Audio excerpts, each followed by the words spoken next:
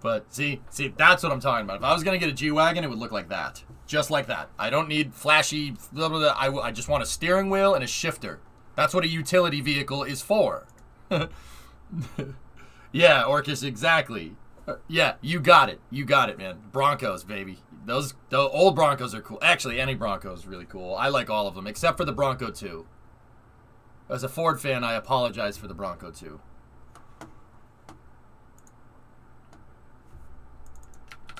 See? You see?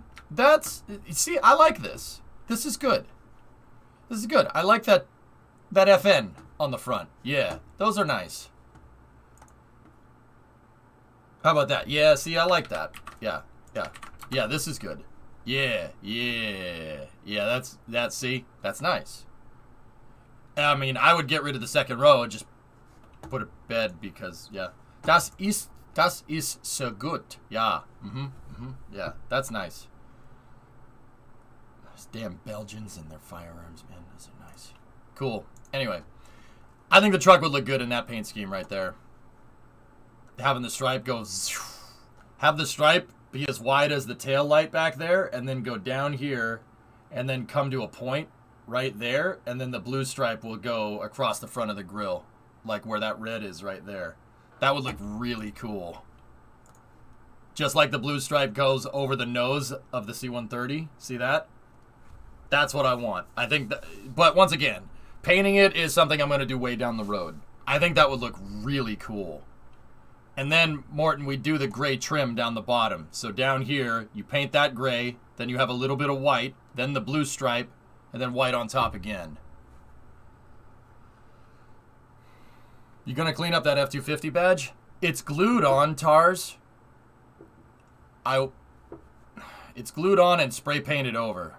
So, I'm not 100% sure what I'm gonna do there. A shuttle paint job with black on the bottom?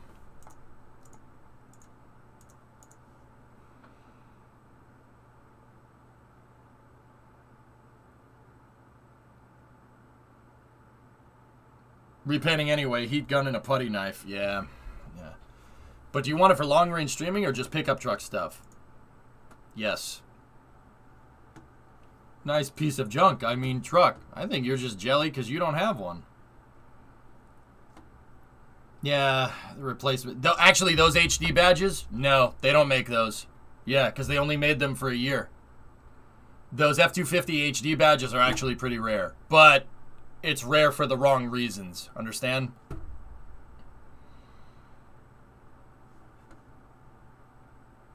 Yeah. Aftermarket. Go on LMC truck. Try to find it then, Jaka. I couldn't. I've already looked into that. So guys, what I'm wondering is if I could strip the spray paint off of it. You think I could do it without screwing the clear coat? 3D print one? Jim, it would have to be ABS if I was going to do that.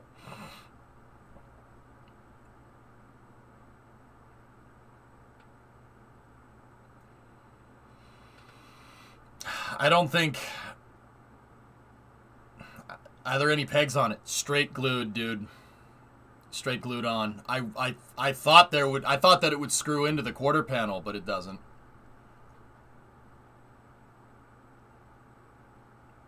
But yeah, that's the state of the truck. I took a Mighty Vac to the clutch master cylinder and vacuumed out, literally used vacuum to pull all the air out of the line. But I'm not 100% sure.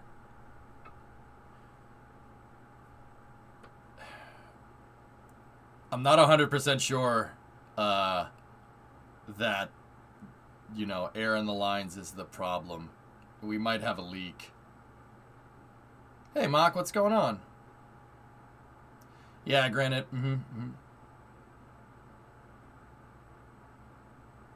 Rip to the Simpsons TV Twitch channel. Looks like it was just pulled. Wrecked.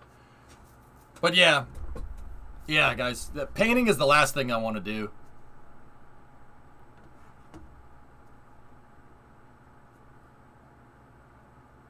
But yeah, the plan, Hellfish, the plan is still a long-range streaming truck, but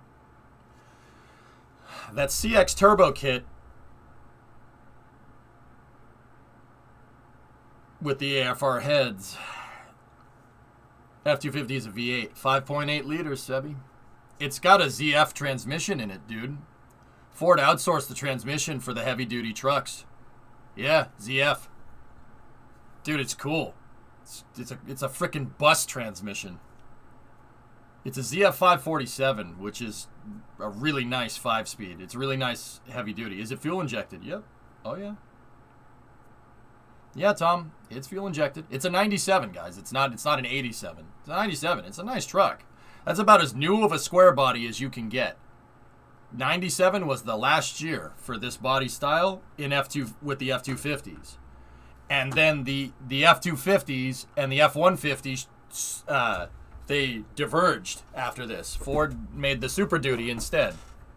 And now the F250s are on the Super Duty chassis. They have been since 1998.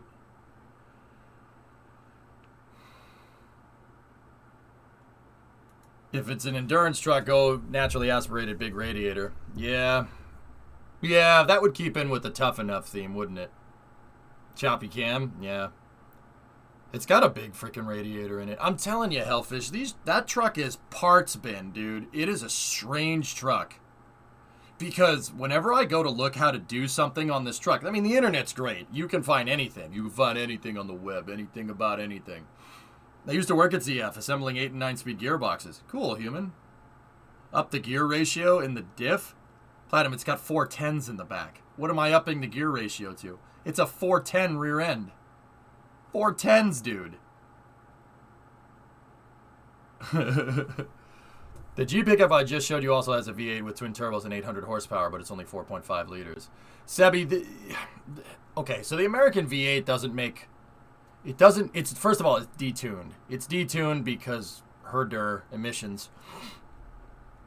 It makes about 200 horsepower on a good day and like 300 foot-pounds of torque, which is, that's fine.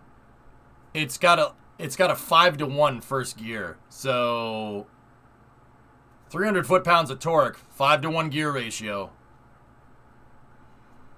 Yeah. Yeah, with 410s out back. So we're looking at a 9-to-1 reduction when the truck is in first gear. That's like Tesla torque. The thing is designed for towing. It's a heavy-duty truck.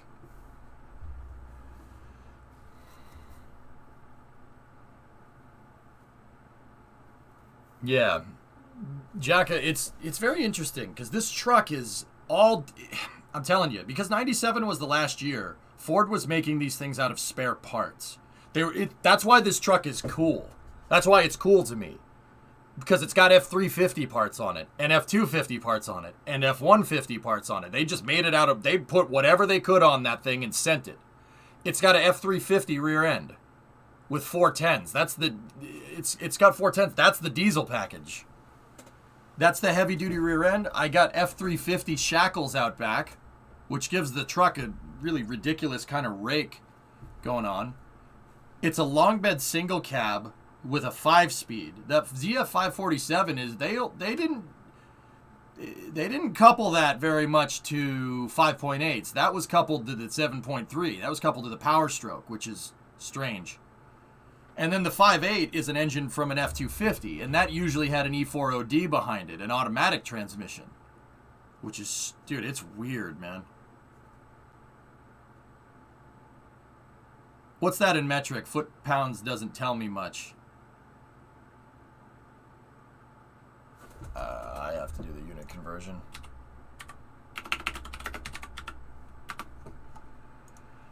Uh, 406 Newton meters. It's a towing vehicle, man. It's not designed to go fast. It's a utility truck. Think of it. It's better if you think of this F250 more like a tractor. That's basically what it is. It's a freaking tractor. It's not supposed to go fast. I don't know how much my dad truck makes now, but the guy who owned it before us did smog pump delete. Yep. Yeah, you guys know when I always go on about like, oh, they don't make them like they used to. Trucks weren't a luxury vehicle. They're a luxury vehicle now, for whatever reason. But they weren't Trucks were supposed to be simple on purpose. They were purposely dumbed down because it's a piece of farm equipment, basically. That they knew that's what people are going to use for. So why the hell do you need to put anything in it? Ford still makes those. They're called work trucks. They're literally a Ford work truck. That's the name of it from the factory. How about pulling an Airstream? Oh, it could easily do that, human. 250. 250, man. Dude, that's the towing capacity. It's in the name. Yeah, fleet vehicles, pretty much. The manuals used to tell you how to fix just about any problem a person could encounter back in the day. Yeah. I could fifth wheel it, Bandit. We could fifth wheel it. I have the tow hitch. I ripped it off of an F-250 HD from the junkyard. I have the tow hitch. I just got to drill the holes in the frame. That's another thing I want to take the bed off for.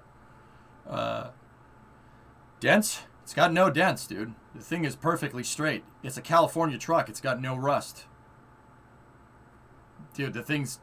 It looks... The paint job is the only thing that makes that thing look terrible. Yeah, dude, it's... If you guys don't know, shameless plug for me, I streamed driving this truck across the country. Do you know... If you haven't seen Route 154, the playlist is up on YouTube. I live streamed fixing this. I fixed it in a parking lot in Compton, California, and we streamed it. The stream wasn't very good because we only had one camera angle, but that's all I could muster. The thing was in Compton, right here. Right there. I bought it sight unseen. It was a truck from Hoonigan. These guys, if you don't know. Hoonigan's a car lifestyle brand that centers around having fun with cars. They helped popularize the term "send it." Yeah, that's pretty cool. They're cool dudes. I like those guys a lot. I would love to collab with them again. That was really fun. I fixed it, and then I streamed driving it over here. This is where I am. I'm on the opposite side of the United States. I drove that. That thing made it entirely across the country. There were some problems here and there. One of the wheel hubs decided to void itself in Oklahoma, but we got it fixed and we kept going. Yeah, Alex, theoretically, you gotta... Yeah, it'd be cool to get it right, though. Yeah. Yeah, I also proposed to Brimo at the Grand Canyon at Mather Point, which is pretty cool. How long did it take to drive that distance? Paul, we were doing it. I was doing it in 8-hour stints. It took about a week. I took 2 weeks off. We ended up taking 2.5 weeks to fix the truck. Did you guys ever send those guys their vice grip back? I sent them cookies too, weather guy. Yeah, we sent them cookies. Yeah, sneaky proposal. The whole thing was a smoke screen. Smoke. Yeah. I sent them cookies and a thank you letter. Yeah. But yeah, all the way across the entire U.S. We ended up driving it up to Lompoc, which is up here, for a shakedown stream. I drove it from Los Angeles up to Lompoc and back, which is like 100 miles out, 100 miles back. And that's in a straight line, so it's more like 300 miles because 150 out, 150 back. That truck has been parked next to it. I parked it as close as I could to SpaceX's launch and ULA's launch pads. You can drive right up here to the Lompoc Surf train station, and you can see Slick 4 and Slick 3. Yeah, you can see them. I've had the truck right there. I parked it in that parking lot. Yep. And then I drove back down to California. I drove back down to Los Angeles, and then we drove it across the entire U.S. How many miles there and back? It's like 150 or something. Smoke. 113 miles to Lompoc. Is Lompoc Surf open for launches? What do you think? No. We put about 4,000 miles on the odometer, driving it around there, driving it up there. So I went up, down, and then we drove up through Utah, went back down, drove up through Route 66, drove to Detroit, and then made the trek across on I-90. Yep. About 4,000 miles put on the odometer. Yeah. It friggin' made it, dude. I couldn't believe it. The truck's a beast. So I gave it the name Tough Enough because the truck is tough enough to just get in and drive across the entire country, which is exactly what it did. Stylekovsky, what's that? Consider Cosmos. Oh. Oh, all right, we'll check that out. That's the German workhorse, the Crafter. Oh, okay. Cool, cool. Let me see. But I can say it has so much low end it can go over a 4x4 wooden block with the parking brakes on. Yep. ZZ Top? It's not ZZ Top. It's Fabulous Thunderbirds. Yeah, Bandit. I put a Tanu on it. I store all the spare parts for it in here. Yep. And I fixed the mirror today. You see how that mirror is drooping a little bit? The mirror has like a bracket that goes through the door and bolts in on the other side of the door to keep it upright. It's like a cantilever, right? So like if this is the outer skin of the door, it's bolted to it, and then there's a beam that goes through the inner skin of the door and bolts to the outer to the inside of the door. That was snapped. So I scored another one of these, and it turns out there's a mounting bracket. So this thing, the mirror part, mounts on this. There's a sill right here, and it bolts to it. So I scored another light from the junk truck that I showed you at the junkyard.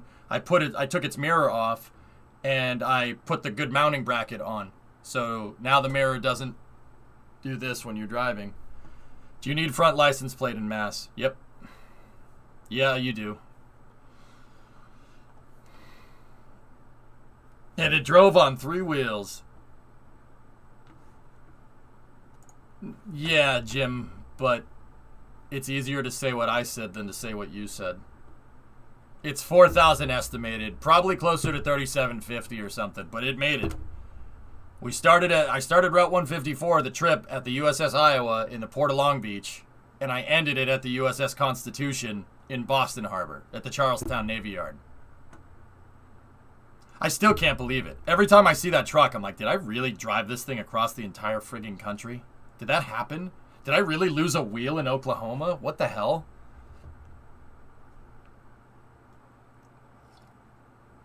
Axel, thanks for introducing me to Icarus, by the way. Been enjoying it quite a bit. Axel, I'm really anal about advertising games. I don't advertise games unless I like them. I don't get paid to sponsor any type of game or anything like that. I kind of pride myself on it, you know? With that being said, I wouldn't play a game on stream that I wouldn't think you guys wouldn't A, want to watch, and B, like to play. I like Massachusetts. My first trip to the States was in Boston. Thanks, Paul. It's not a bad place to live. It really isn't. It's a little... There's too many people, man. So Boston has European problems. There's too many people and there's not enough space. I live in an apartment block. There's 3 houses that I could like almost reach out and touch. Not reach out. Like there's one probably about 5 meters that way, and then there's another one about 5 meters that way. Like it's all really, really scrunched together. Serious, that's the only one I would accept. Raid, just for the memes, because that's funny as hell. I respect the heck out of Raid because they don't have any delusions about what they do. They're like, yeah, we incessantly advertise our product. Do you have a problem with that? We also support a crap ton of content creators because of it. Do you have a problem here? I like how they no fricks given. I actually really appreciate that. Stay strong in your convictions. Am I right? Yeah, I know, Procyon. Yeah, we tried to get rid of it. We threw it in the harbor, you know.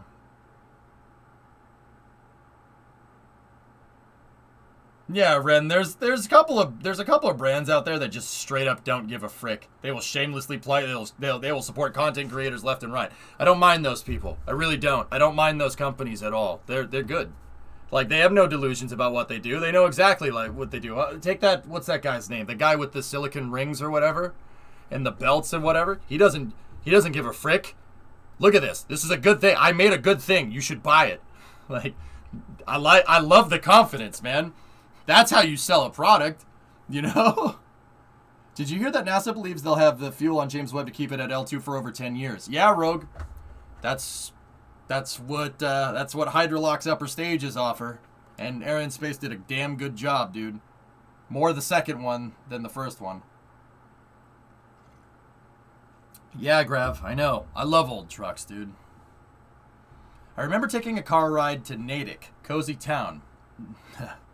Natick is where I grew up, Paul.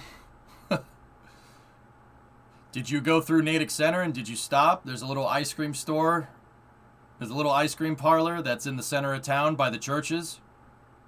Did you stop at Natick Center? That's where I grew up. Don't they have the Twinkie factory? Technically, it's in Framingham, Panta, but yes, that Family Guy episode was correct. It wasn't a Twinkie factory, it was a Wonder Bread factory, which, close enough. Oh, hypersonic, man, give me a freaking break. That sucks, dude. Wonder Bread, yeah, Wonder Bread is a bread company. They used to have a plant in Massachusetts making bread, and it smelled amazing. Yeah, Paul, my family, my parents are from Newton, the town that I live in, and they moved to Natick early, so saying I grew up there really isn't right. They moved there when I was born because it was less expensive, and then they moved back when I was 3, so I lived for 3 years in Natick from 1988 to 1991. Does that help? I didn't really grow up there. I grew up in Newton, man. Framingham is where your sister lives. Aqua, I worked in Framingham. The Best Buy in Framingham is the Best Buy that I worked at.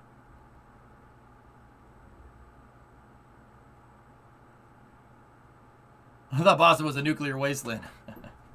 No, the rivers are. Yeah, that dirty water though.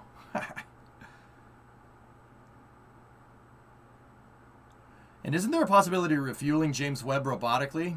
I haven't heard that double, but getting a refueler out there would be a challenging mission, we'll say. Challenging mission. I'm confused. I thought all the rivers tasted of tea. Yeah, Owens, the rivers probably tasted like tea 300 years ago. Or, well, 250. It's closer to 250.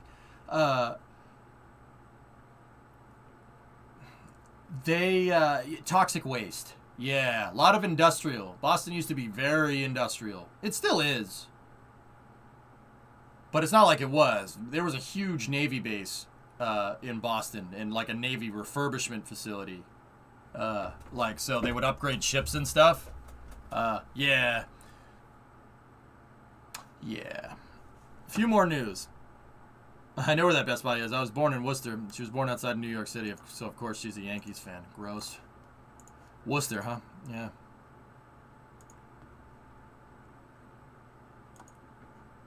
Okay. It has a refueling port. A German science journalist talked about that during the coverage. Cool.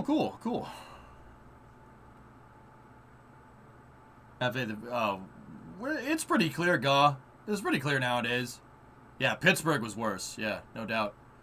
It's pretty clear nowadays. I wouldn't swim in the Charles River. Yeah, I wouldn't do that. I would not do that. Nope. Yeah, been in Central Mass your whole life. Yeah, Rogue. Mm-hmm.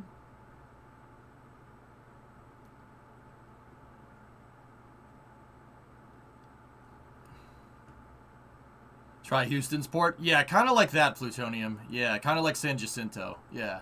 Boston was like that. Not anymore, though. Yeah, Rogue, exactly. 1069 is going horizontal. All right. Cool. Anyway, yeah. Well, it's good stuff. That's cool, Paul. You visited Mariano's Lookout Farm because my sister was good friends with Les Mariano. The guy was a part of the Big Dig. Les Mariano owns Lookout Farm, dude? I didn't know that. Yeah, Lookout Farm. It's in South Natick. Yeah, I know exactly where that is. That's very weird. It's a little ways away from me. A little ways away nowadays, but yeah, dude, I know exactly where Lookout Farm. That's weird, man. Small world. Everybody's Googling Lookout Farm. It's a farm that's in South Natick. Yeah, South Natick. There's a town in between that and where I am. Hey, Joe, what's going on, man? Wasn't it talked about using the same satellite tech they designed to extend the life of the ComSat by docking another craft to it? I guess. I mean, guys, you know what? James Webb, because it was like during Christmas, kind of snuck up on us. I honestly thought that it was I didn't think they were going to launch it on Christmas Day. I really didn't. I didn't think they were going to launch it on Christmas Day, and I thought it was going to launch first week of January. The weather just, yeah, I was very surprised that they would go for launch when I woke up on Christmas morning. So, because I thought, like, oh, okay, I don't think, they're not going to launch on Christmas. So I'll do my reading and research that I usually do about payloads. I'll do that after Christmas break. Nope. So I don't know that much about James Webb, to be honest with you. I really don't.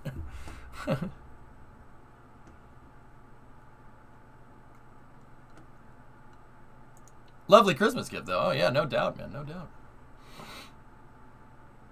Unlike Hubble, Webb isn't designed to be fixed by astronauts, but it can be refueled. Thomas Rebukin says that once this telescope is deployed, I'm going to put all effort towards developing that technology, and so within the 10-year lifespan, we can go refuel it. Cool. Yeah, excellent. Sweet.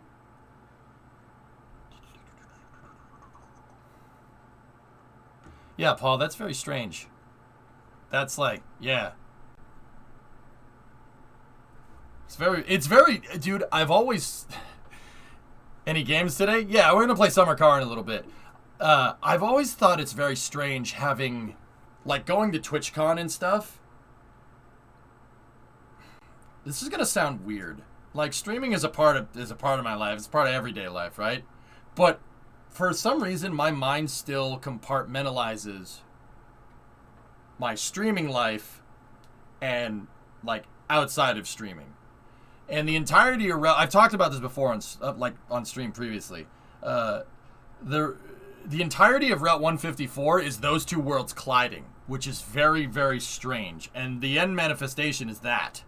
Every time I see this truck, dude, it's so strange. It's so strange.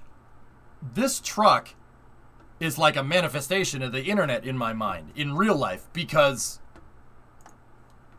it came from the streaming world. All my other vehicles, the Coronet, the Mustang, the 59, I bought those, and that was in the real life area. This truck, I bought solely because of streaming. Which is weird, because that, like, you can go on Hoonigan's channel, you can see it, you can see them driving it around. But that's the internet world. And then in Route 154, we bridge the gap. Every time I see that truck, I'm like, huh, that's weird. How is this here? Didn't you meet Brimo, though, through the stream as well, technically? Yeah, Tars. And that's something, that's all, yeah, Brimo something came from the internet world and became a real life thing. Yeah, it's very, very strange. But Brimo and I first met in real life. Like, I met her at Intrepid, so, I mean, kind of, but kind of not. Yeah, Mank, I know. Yeah, 2018, be there. So, do you like ultrasonic planes like Concorde? I like anything that flies, Joe. Particularly things that fly fast. So, Concorde isn't an ultrasonic plane. It's a supersonic plane. But yes, I do like it. The snoot, it droops. So, you know, like, in the games that we play, right? Like, in Kerbal, I have the trucks that I have in KSP, right? You know, we have the K200. And then the spacecraft that we fly, like the SSTOs and the shuttles and the capsules and all that other stuff, right? In my mind, and don't get me wrong, this isn't a rationalization. This is just how my mind kind of naturally compartmentalized this, or didn't, I guess. In my mind, that truck is like having something from one of the games that I play in real life. It would be like if we built one of my trucks that we made in Kerbal for doing utility work in real life. That's how I treat it. Every time I see it, I'm like, huh, that's strange. It would be like if I took my shuttle from KSP and we made it in real life, 1-to-1 scale. And every time I saw it, I'd be like, that's from a video game. That's weird.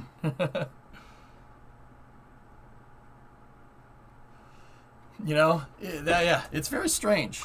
It's very weird. It's very weird because that truck is, once again, like, my personal life and the internet life kind of, you know? It's very bizarre. But hey, yeah, no, it's weird. Like with that truck, like I just go and fix everything. If something's wrong, I go fix it. I work on it a lot. I've been working on it every day this week almost. Before the stream, I drive over to the storage yard that it's in, the construction yard, and I work on it.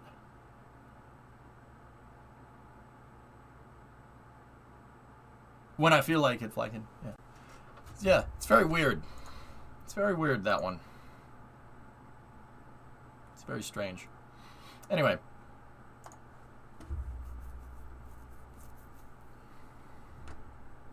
What time do you wake up? I used Christmas break, Joe, to get back on a normal person's sleep schedule. So I've been waking up at like 9 a.m. and going and working on the truck. So yesterday I went and I bled the clutch with a vacuum pump in hopes that I don't have a leak in the throwout bearing. In hopes that I don't have a leak in the throwout bearing, I vacuumed out all the air. It was holding 25 inches of mercury for a long time, so, and it was sucking air out, so I don't know if I have a leak or not. I might not. I still not 100% sure. But the thing does shift. It shifts just fine. I drove it around the construction lot that it's parked in. This is the construction lot. The construction lot is just some guy's one of my buddy's backyards that he made into a construction lot. There's a bunch, like if you turn to the right, there's a bunch of trucks and stuff there. Like, and then there's like backhoes and all kinds of stuff. Yeah, I drove it around the yard. Looked fine. I mean, it shifted just fine. I went first, second, third, and didn't have enough to get up to fourth or fifth. But if it shifts into first, second, and third, and then reverse, because I backed it right back into the spot that it was in. I mean, it should be okay. I'm gonna go again tomorrow, and then just kind of test drive it around, just to see what happens, because we'll know if there's a leak in the clutch if it stops working. It's a manual. It's a 5-speed, yeah. Mm-hmm. I think I like the new trains a little bit too much. Yeah.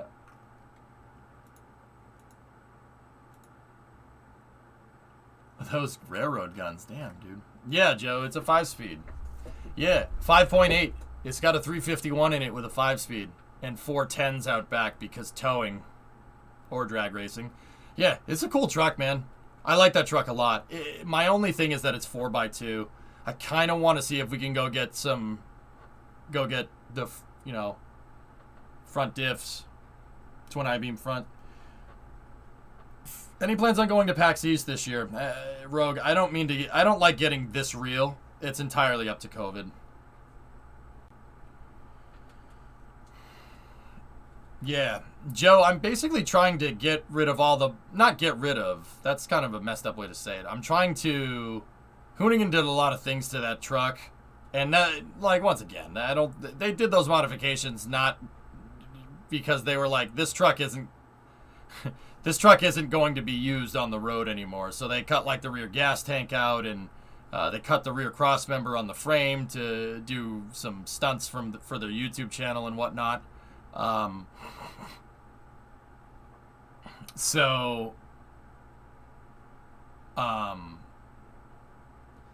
I have to get rid of I've been trying to get rid of all those modifications and get it back to relatively stock. And once I do that and get it like super freaking reliable and fix everything on the truck, it's a bunch of small stuff here and there. And I have the gas tank. I have all the parts to get it back together. The key barrel doesn't work. I have it hot wired.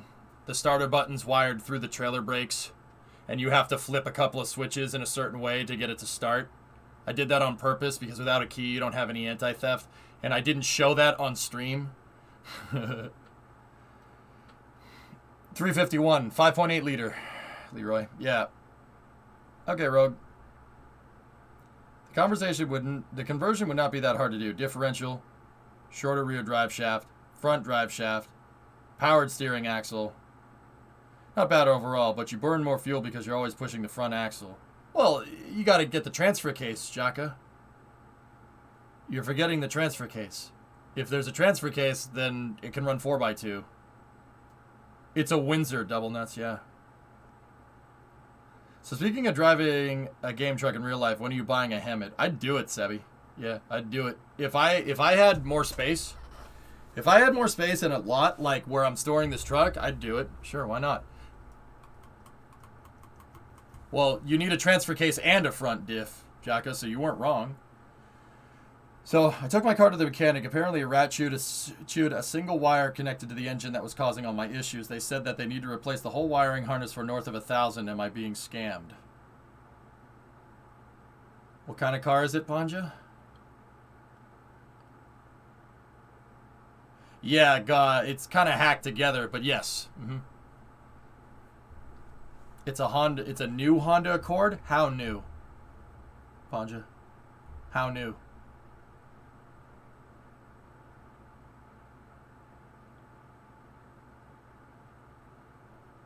Like 6 months and 800 miles new.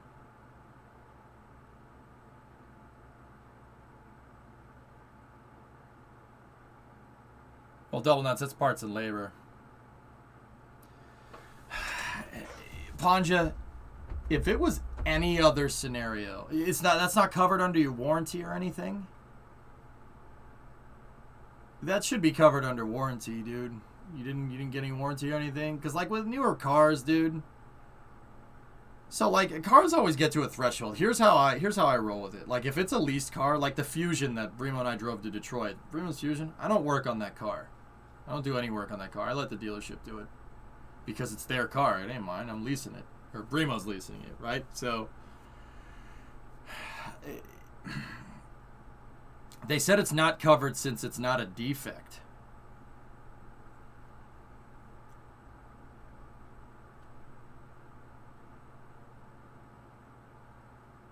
I don't think you're being scammed, considering it's a brand new car. They're probably replacing a lot of the harness out of an abundance of caution. Usually wire harnesses work like that, but since it's so new, I mean, the car is worth way more than $1,000. So, I mean, I guess. Is this the Honda dealer, Panja? Raven going, I'm lucky I got that call for that car's warranty. Nice.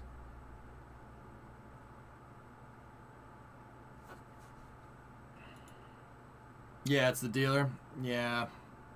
With the dealer, I find that they always seem to overcharge compared to a regular mechanic, but you get what you pay for. Like, I don't know, dude. If you just bought that sucker, did you buy it or you have payments on it or what? Make the rat pay.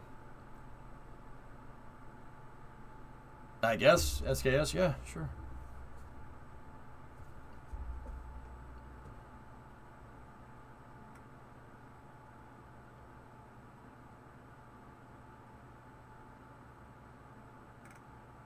Yeah.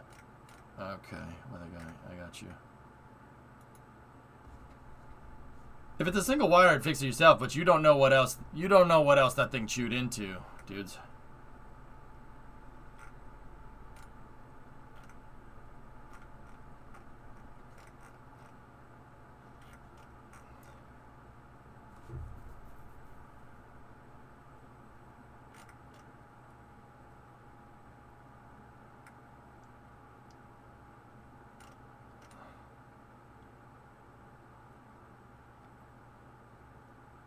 Huh. Oh, interesting. Weather guy. Yeah, I see what you're saying. Okay. Oh, that's cool, SK. That's nice. Yeah, Arctic. If the car's newer, I don't bother. Like, yeah, Panja, just fix it. It's such low miles on the dang thing. Like, if it was an older car, I'd say you just try and fix it yourself. I don't have an issue paying if it's fair price. No, they said they needed to replace the whole wire harness, which means here's what that translates to. Panja, you know how we talk about shuttle motors and how NASA had to how NASA had to take apart the entire RS-25 after every single shuttle mission and put it back together and then put it back into the shuttle? making the costs for the shuttle skyrocket because they needed to basically take the engine apart and rebuild it every time. You know why they needed to take the engine apart and rebuild it every time?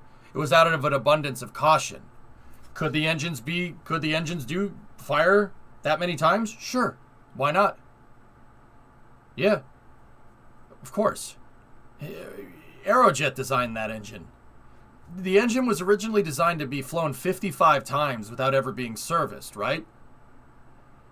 You're telling me that they can't, you fire it once and it doesn't work, you have to rebuild the entire thing? There's no way they missed the mark that much. There's no way that's not how engineering works. You don't aim for 55 flights, 55 full duration burns on a rocket motor, and then when you go and test it, it works once. That's not how that works at all. They did that out of an abundance of caution. You know why? Because that's the only way to be absolutely sure that the shuttle engines would not break. They wouldn't malfunction at all. That's the only way. Yeah, of course. If you rebuilt your engine every single time you went to the grocery store with your car, right? And you were experienced, like, provided you know how to rebuild an engine. If you did it every single time, you'd know good and well that that car would make it every single time. It's the only way to be absolutely sure. That's what they did with the shuttle engine. So you have one wire chewed through. Basically the reason why they're saying we need to replace entire sections of the wire harness is because the short answer is that we found one wire that's chewed through, and we're gonna have to go through the freaking wire harness to see if there's anything else that's chewed up in there, because you said you had a slew of problems from the car. So they don't know what other wires are screwed up. There could be other wires that are completely messed up on that car. You leaving? Yeah, I'm gonna head out. You just want Guinness, that's all? Yeah, that's fine. Alright, I love you. I love you too, Bree. Have fun. I will. They don't know what other parts of the wire harness are all screwed up, right? It could be 1,000. Dude, there could be, they only found one wire. And then one wire was enough to be like, okay, yeah, something's wrong here, right? So that's where the $1,000 is coming in, because they have to go through it. Because the only way to be absolutely sure is to replace as much as you freaking can. You see any evidence of tampered wires, you're going to replace it. Because that's how the dealership works. See what I'm talking about? That's the thought process behind it. So dude, honestly, for that job, I'd say $1,000 is pretty freaking fair. You saw me wire the or Pancha, I don't know if you did last year. You saw me do all the wiring on the 59, right? That was a pain in the butt, and that wire harness is simple. So I can only imagine on a new car, there's probably wires everywhere. There's probably wires all over the place. So yeah, I think 1,000's pretty fair considering they have to go and look through it and find all the right stuff. Now, Panja, here's the thing. If they fix it for you and you still have electrical problems, I'd go back to the dealership and be like, yo, this still has problems, and whatever you're going to work on this, you're going to work on it for free. You know, like, because you said you fixed it and you didn't fix it, and I forked over $1,000 to have you fix it. You know what I mean?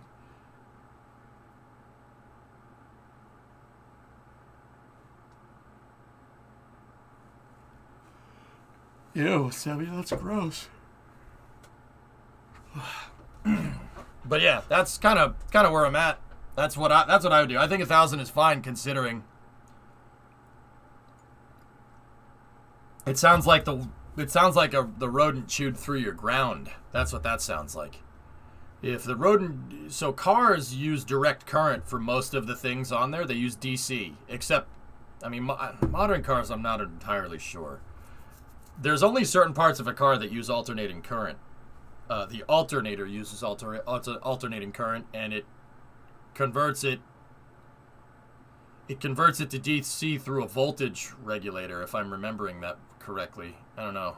I'm not doing good with electrical engineering today, guys, but that's aside from the point. Long story short, a lot of the stuff uses DC, so there's just one wire going to, like a headlight, for instance. It's just one wire. And so there's one wire for the headlight, low beam, one wire for the high beam, one wire for the running lights, one for the directional, and all that ends up being like 5 wires. And then the light bulbs are just grounded out on the metal of the car. Now don't get me wrong, it's not a high enough voltage for you to even feel. It's not even going to discharge because cars use 12 volts. It's nothing. It's not you're not going to touch the side of the car and get electrocuted. They ground out on the frame, and the battery negative on the car is also connected to the frame.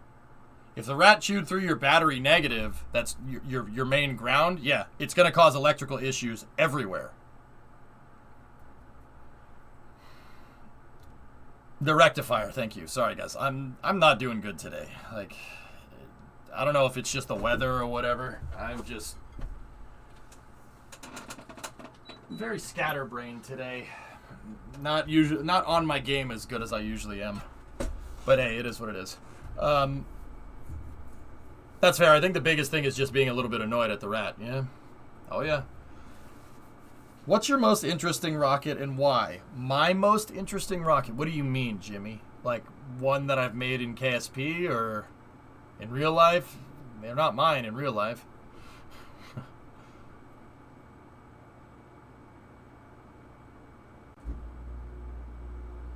Nice, double. That's good.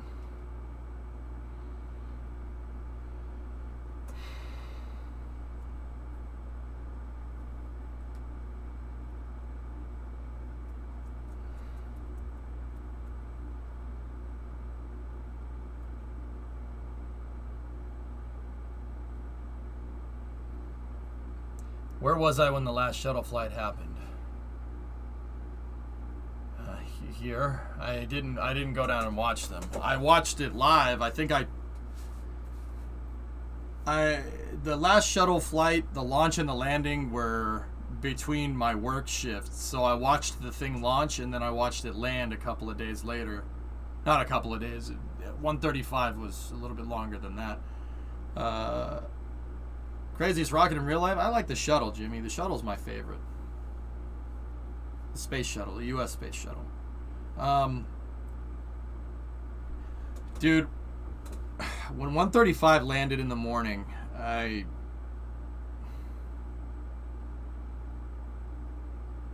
was not happy. I was not happy, to say the least. That really pissed me off.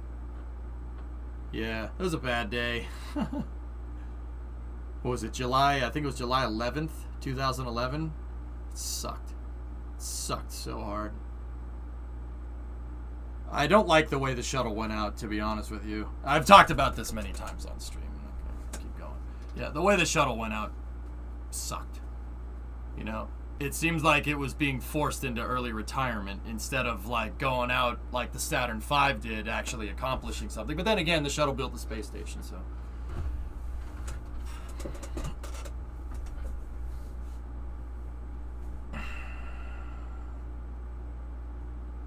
It landed on the West Coast? No. Landed at Kennedy. The shuttle did land on the West Coast at times, but the last shuttle mission landed at Kennedy Space Center. Speaking of which, 41 years ago, the Space Shuttle Columbia rolls out to 39A. Yeah. Yeah.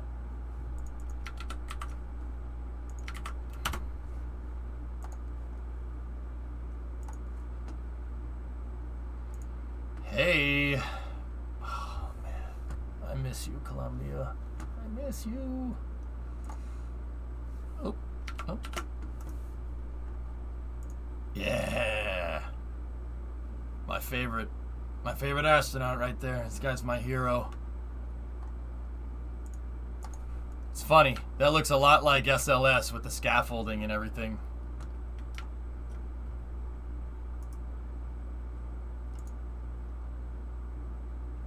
Bonus points if you know who those guys are.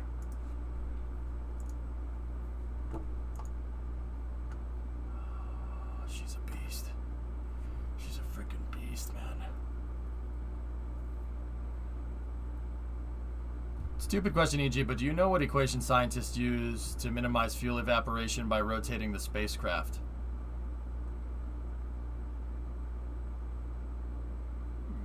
You have to use heat influx and surface area and then material conductivity and a bunch of other things, dude. I have no idea.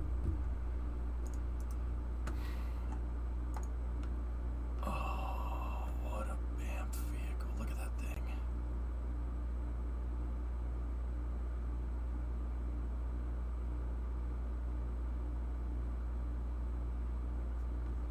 Crazy.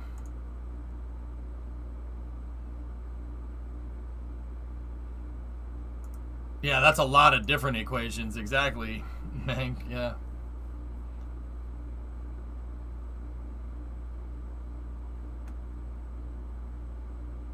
The Chadliest of Chadliest spacecraft. Look at that freaking thing. That thing is ridiculous. Get it away, EJ. I'm becoming nostalgic. It's crazy, dude. Yeah, and look, this is standing on top of the VAB. This is not from an airplane. This picture is taken from the top of the VAB. Thing looks like a toy from up here. That's my phone background. That picture. Back in my day.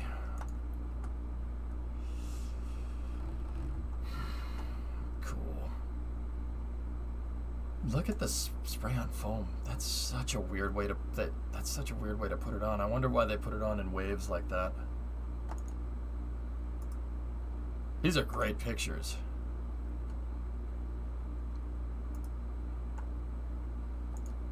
Yeah, boy.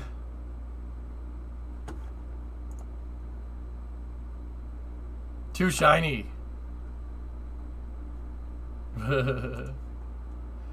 What was that structure that you were allowed to climb up? I remember you saying it was kind of windy. The launch umbilical tower for SLS condition.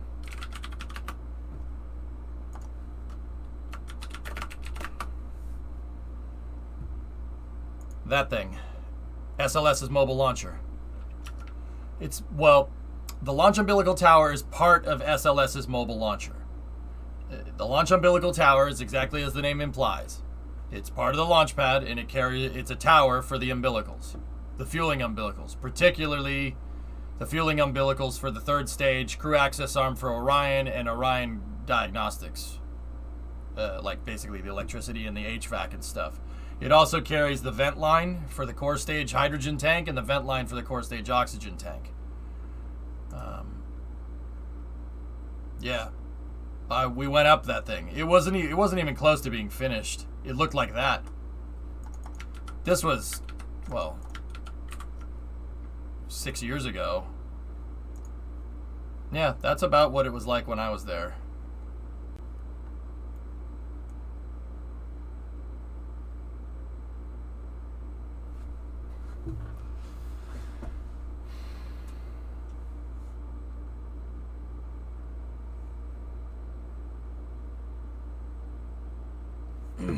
Yeah, condition. I went up in that thing. This is a weird picture because it's like half of it. It's a picture of half of the stupid thing. Yeah, that's the view from up on top. This is, well, it says it up there. This is before I was on it. That's 2014 because the LUT reconfiguration hasn't even, or not the LUT, the mobile launcher platform reconfiguration hasn't been finished yet.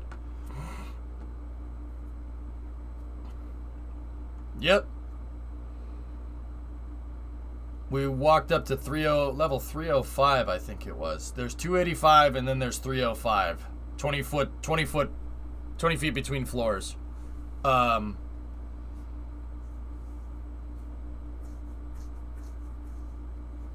pretty crazy. We talk about Webb yet, just came in. James Webb Space Telescope. All right, we're done. Cool. Yes, we did talk about Webb now, Pack.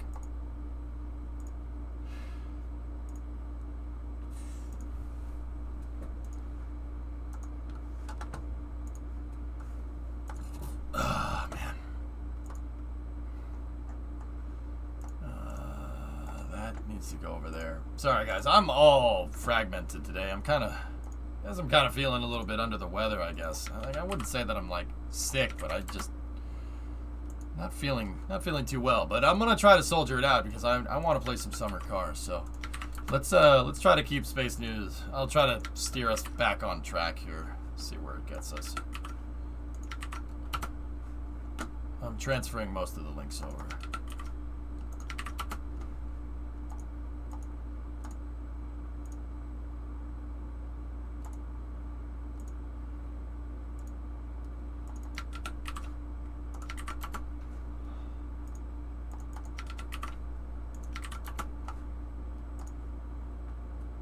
How are you? I'm alright, Jackie. I'm doing okay. Alright, let's see what we got.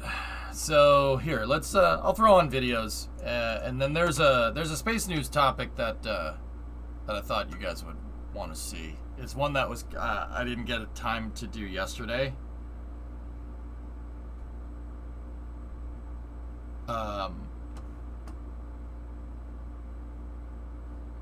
But IPAC, what did you want to know about James Webb?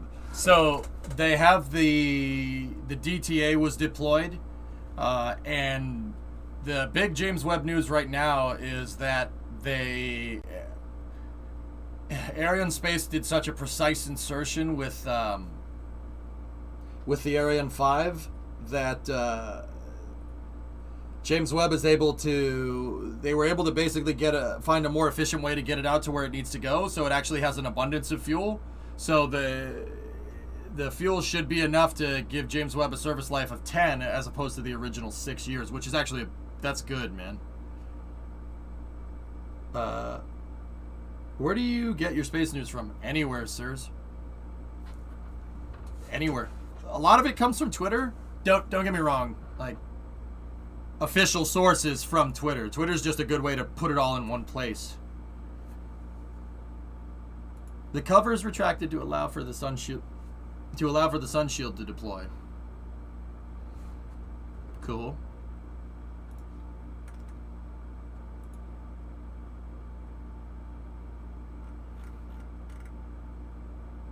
Cool. The launch telemetry showed the trajectory was almost perfect. It was quite good, man.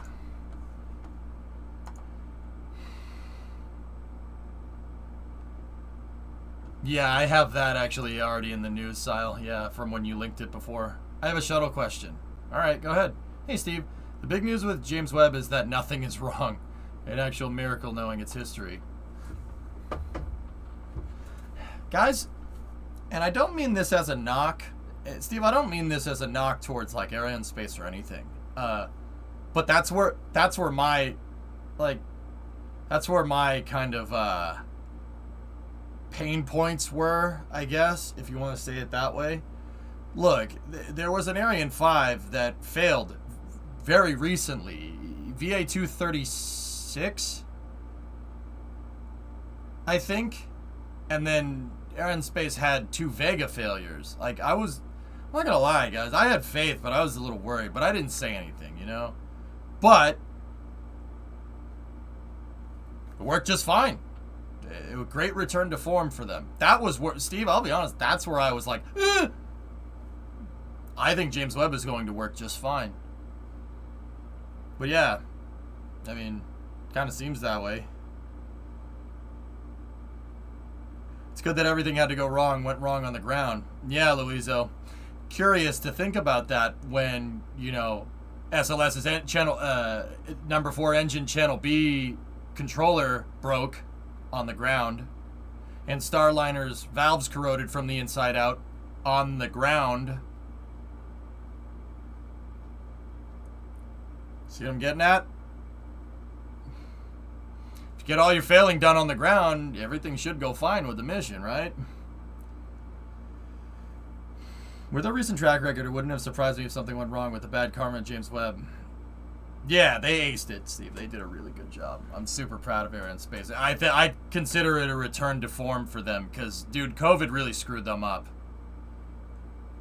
COVID, yeah. You notice how they started having all these problems after, like, the pandemic?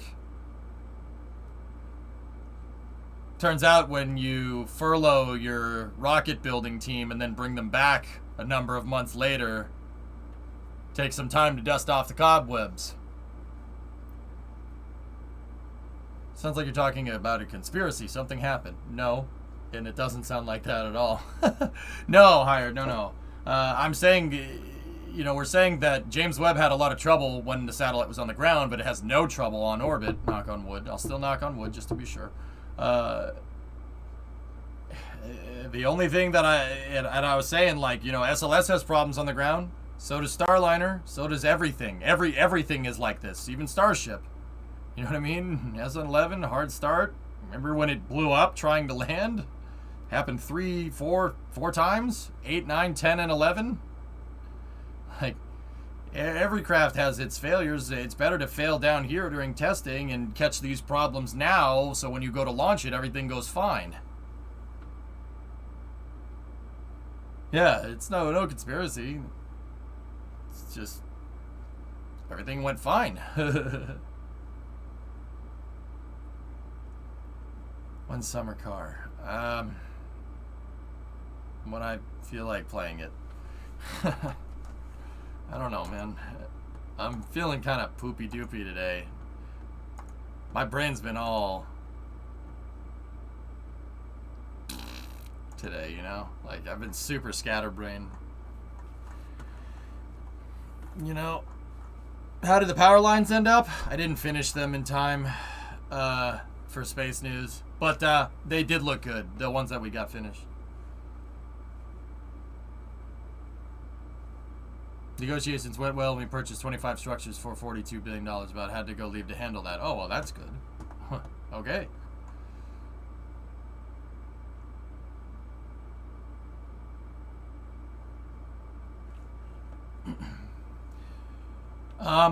Here, we'll get through the rest of the links here. Let's see what we can do.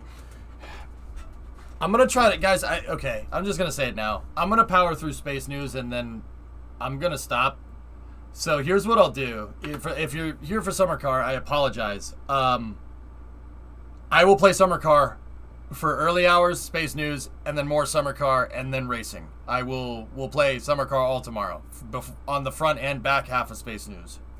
Tomorrow I'll do that to make up for it. Yeah, it's winter anyway. Now, Jack, I was really scatterbrained, and now I don't feel good. So that's good. You know, that's lovely.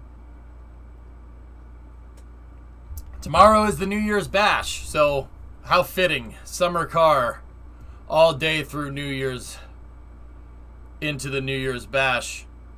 Oh, boy.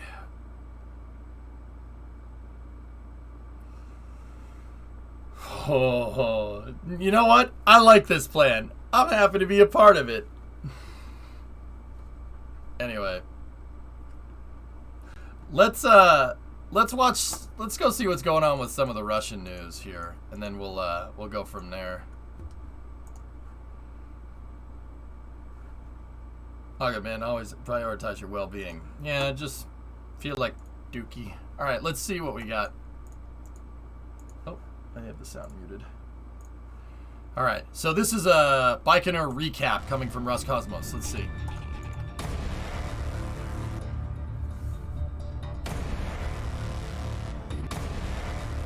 (2021) Cosmodrome, Baikonur.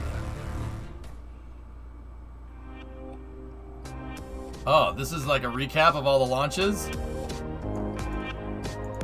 79 missions to the ISS.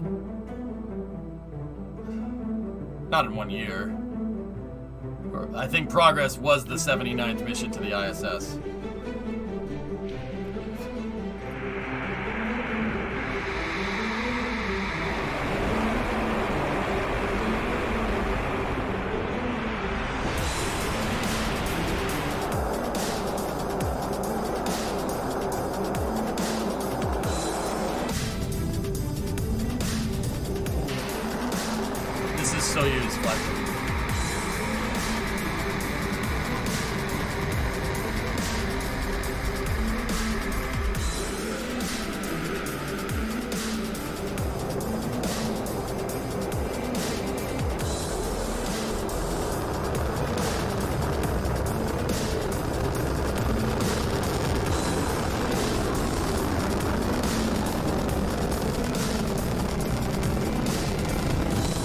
What's Proton then?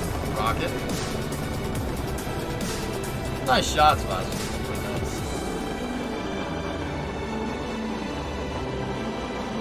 Look at the verniers. See those little guys on the sides? That's what steers it. Those little tiny rockets. Proton is Russian too, though. Yes. Nauka. Golda 2021. Yeah, you're about to see a proton rocket.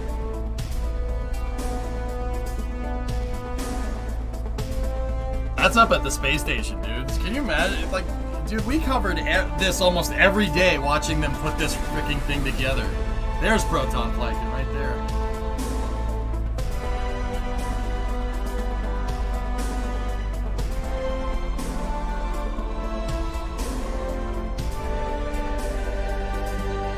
Yeah, of course they are, Sebi. It's commissioned.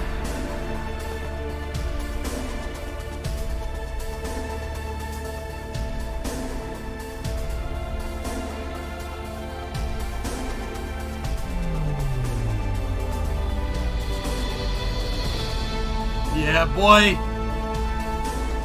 Love that rocket.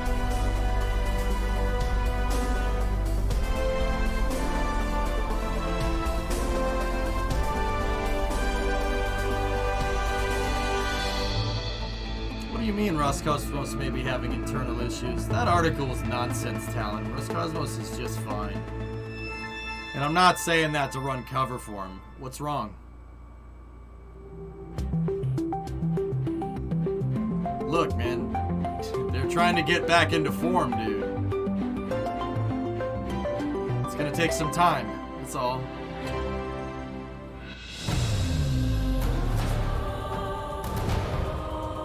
Frigate, upper stage.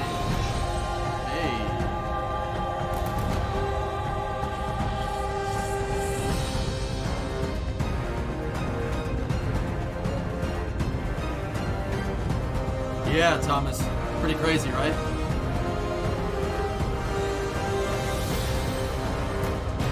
That's correct, Map. Yep.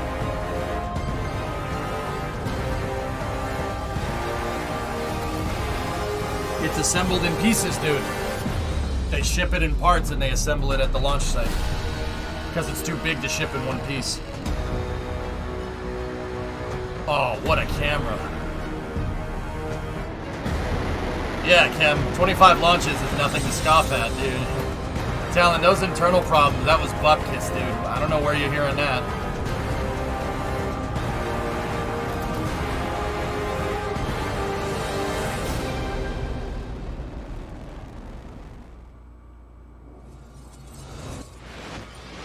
Sweet.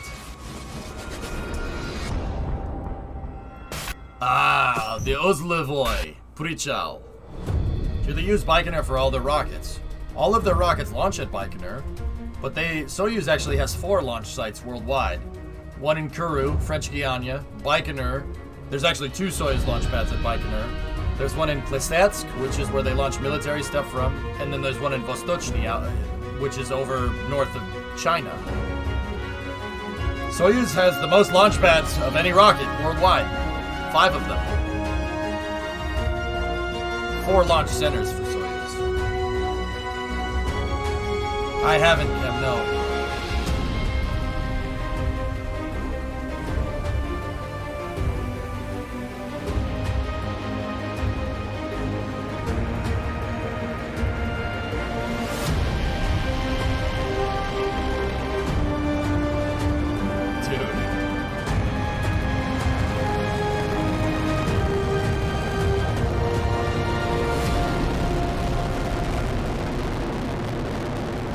Wow, that was pretty cool. You see the Verniers doing their thing? That's so cool. The challenge. Scap.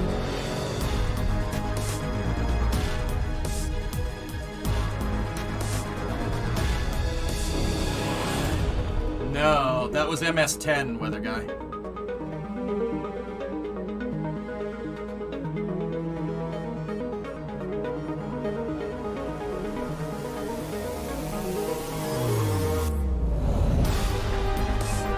Get some.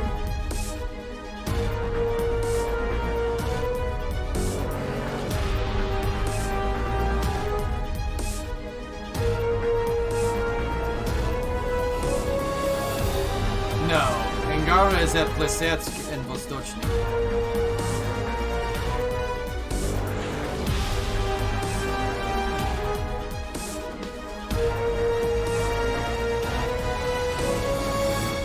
kind of venting. Gox venting. Rockets, Trog, I'll get into that. Just remind me to talk about rocket fueling when this is over.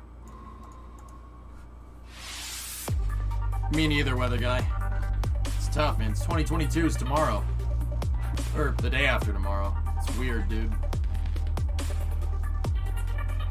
Oh, hey, those umbilical hoods are from the Apollo era, right? I just saw those. Umbilical hoods. Apollo era. These are Russian rockets, homie. What do you mean? What are we talking about here? That's sick. Discovery, go at throttle. That is such a sick shot. That's not, guys. That isn't computer graphics. It's the camera. The sound from the rocket engines is screwing with the camera footage. That's what it freaking looks like. It's so ridiculous. Oh, what a cool shot that is. The yellow and tan things. These are Soyuz's hold down points. What you see down here are big counterweights. The counterweights pull the hold down points up away from Soyuz. Soyuz's hold down points are not at the bottom of the rocket. They couldn't put it down at the bottom of the rocket because that's where the ignition system is for the igniter mechanism for the rocket engines is there. And the fueling umbilicals are down here. See, there's part of the fueling umbilical. You can't really see this when they go to launch it. But the igniters are out of the way in this picture, I think, already. But they basically didn't have any space. Korolev didn't have any space down here to do this. So Soyuz is kind of hanging in the flame trench. It's secured from the core stage, which is pretty cool. So when it launches, the hold down points need to get the frick out of the way because it's holding it right here. It's holding it right where the first stage connects into the second stage. Well, not connects in, but right here. So because the rocket's getting bigger down the bottom, they needed to get them out of the way. So they put them on counterweights with a huge shock absorber, so they move out of the way.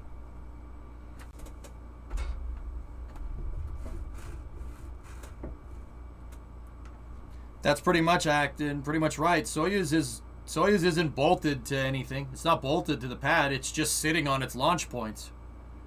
When the TWR, when the thrust to weight ratio, basically when the rocket fully fueled has a TWR that's a little bit below 1.0. And when the tanks are like 99.9% full, that's when the TWR goes whoop and it slips off the launch points. I mean, it's kind of more about throttling the engines up, but yeah, it basically, it's not bolted to the launch pad. It's just sitting on it. Gravity, just like Ariane's SRBs, same thing.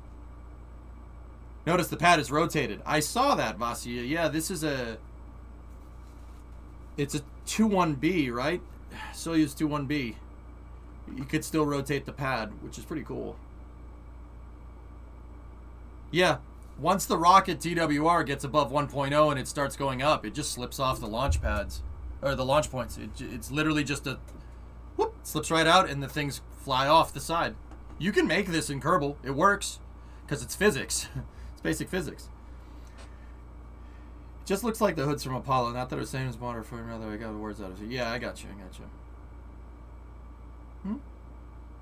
Did the Russians stay close to the rocket when it's fueled? Yeah. Rockets are fine when they're fully fueled. And Trog, this is what I wanted to talk to Trog about. Rockets are fine when they're fully fueled. Sure, what's wrong with them? Rockets are also fine when there's no fuel in them, right? But they're relatively stable when they're topped off. It's fueling. It's fueling the rocket. That's the dangerous part. Don't be near it when they're filling it up with fuel. It doesn't matter if it's Soyuz, it doesn't matter if it's the shuttle, SLS, Falcon 9, whatever. But Falcon 9 has the launch escape system armed while they do fueling to make sure that the only people that are near the rocket when they're fueling it up can get away from it quickly. They do it a little bit differently than everybody else. SpaceX needs to load their propellants fast because they use densified locks to get more performance. They basically freeze the locks into a slushy state. It's like a snow cone. Are rockets fueled more safe than unfueled? It's about this. No, I mean the fueled rocket is always going to be a little bit more, but they're pretty dang safe when they're fully fueled. It's fueling. Think about it like this. Car analogy. Here it comes. What's with your car? If provided you have a car with an internal combustion engine, what's the most likely time where fuel is going to get lit on fire? Outside of the engine. When you're filling it up with gas. You guys ever see those not blooper things, you ever see those like fail videos of people fueling up their car and they're talking on a cell phone and it sparks it? The process of fueling, because you're changing variables. Process of fueling is very unsafe because the rocket's going through transients. A lot of different things are going on. You're changing the temperature of the vehicle. If you're changing the temperature of the vehicle, you're changing the structural characteristics of the vehicle because the metal's going to contract. But it's going to contract and also expand at the same time because it's under pressure. You're basically stretching those tanks out when you fill the thing up with fuel. You're changing a lot of variables in the structural characteristics of the vehicle when you're fueling it. This doesn't matter if it's Soyuz, it doesn't matter if it's the shuttle, any rocket. You don't be near it when it fuels. When it's fully fueled, it's fine. What's changing? Nothing. You're just topping the tanks off. That's it. Yeah, so they're cool to walk around when they're fully fueled. No problem. The shuttle, guys. The shuttle was fueled 6 hours before the astronauts ever got near it. Every single shuttle mission, every single one of them, when they approached the pad, they were approaching a fully fueled space shuttle with the external tank full. It's not made on site, Alleviate, no. So when will they do prop load on Starship?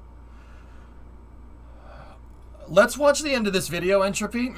Then when we get to Starship footage for the day, I'll show you. That shot's amazing, by the way.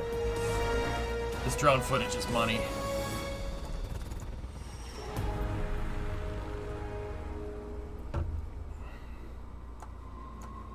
That's sweet.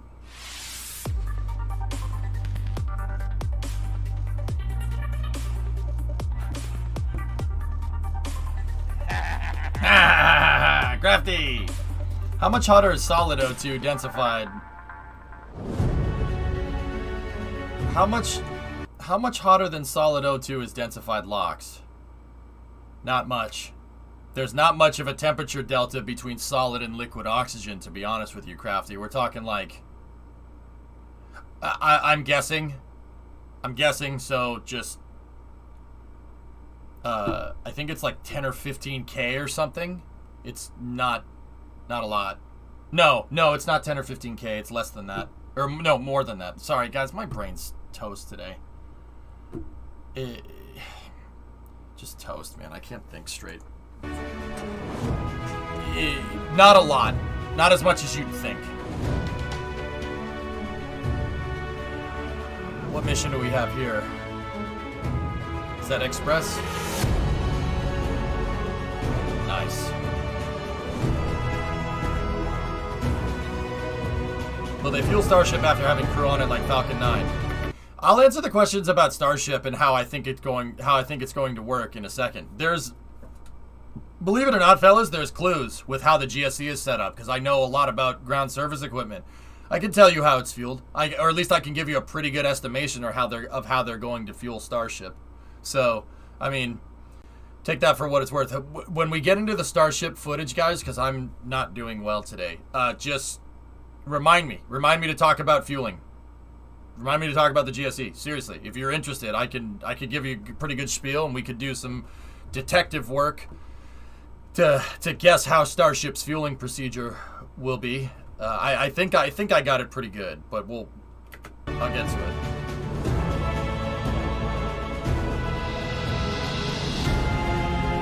Proton. That's nice. It's a good rocket.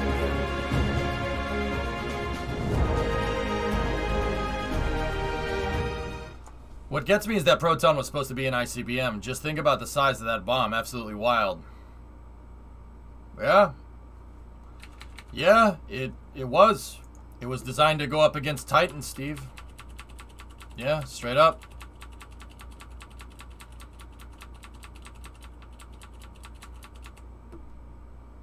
Yeah, Discovery, Titan is go its at top. counterpart. Solid oxygen is 54 Kelvin, liquid is 90 Kelvin. Okay, so I wasn't too far off. Yeah, it was designed to go toe-to-toe with the Titan rocket, man. Titan is was the largest ICBM on commissioned duty. Yeah, I'm pretty sure that was the biggest one. I don't think they ever had Proton armed with nukes. They developed it, and they developed it for that, and then they used it to launch space stations. I don't think they ever had this thing in a silo with nukes, with a nuke on board. Titans, though, the U.S. used the Titan rockets from the early 60s into the early 80s. And the Titan Proton, fellas, is a retaliatory strike weapon, just like Titan was. Titan was not an offensive weapon. Titan and Proton, and keep in mind that the only winning move is not to play, right? We all saw war games, right? These things were made because. So what's the difference? There's an offensive weapon. So a ballistic missile would be not a ballistic missile. There's offensive weaponry, which is called first strike. First strike capability is something that if you're attacking, if you hit the launch button unprovoked, that would have been like for us a Minuteman missile or something. Minutemen, Poseidon, the MX Peacekeeper, like those are the ones you use for offensive capability. So we're gonna try to nuke them and we're gonna try to take them out fast. This is a retaliatory strike weapon. So this is we're being fired at. Fire this thing. That thing was supposed to carry the Tsar Bomba, if I'm remembering correctly. Keep in mind, my brain is toast today. But Titan, that's what the Titan missile program for us was supposed to do. If the Soviets launched nukes at us, we were going to hit them with Titans, and a lot of them. It's the idea is that if you're going to take me out, I want to shotgun blast you with nukes. That's why we had these as retaliatory strike weapons.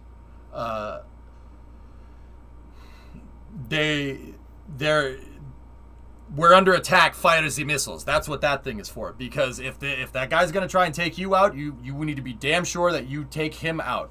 You're not going to beat me. I'm not going to let you beat me. You know? So Titan rockets and Proton rockets were designed for that role. Both of them, fortunately, never did that. That's probably for the better. Yeah, because MAD is a really, really good thing to understand. Basically, it's going to take about 15 minutes for a nuke to go from the U.S. to the Soviet Union, or vice versa. And you have 15 minutes of retaliatory strike, right? And the pretty much the only thing you could do is fire your missiles back, and hopefully you take each other out. And that has basically been what has kept the peace since 1949. Yeah, that's why we haven't blown each other to Kingdom Come.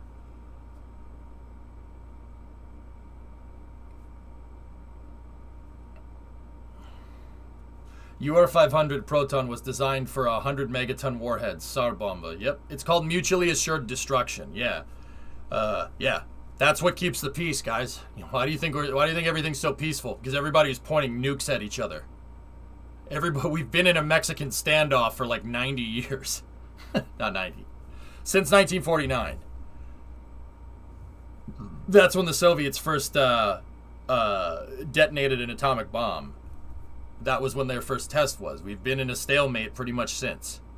And that has kept the peace. It turns out that pointing guns at everybody, us pointing guns at them pointing guns at us, and the Chinese pointing guns at everybody, and everybody pointing guns at the Chinese, keeps the peace. Keeps the peace. Everybody stays cool. No one wants to be the guy that pulls the trigger. You know?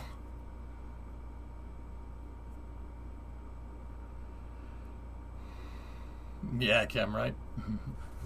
So, yeah, these are retaliatory strike weapons. They're designed to be like, oh my gosh, we're being shot at. Hit them with everything we got. Go, baby! Fortunately, like I said, that never happened. That's probably a good thing, or else we'd be all... real life would be a video game, and we'd all be playing Fallout right now in real life. There were Titan and Minuteman silos in our backyard in Montana. We had under... Titan missile silos were never in Montana, Flykin. It was probably Minutemen or something else. Titan was in Little Rock,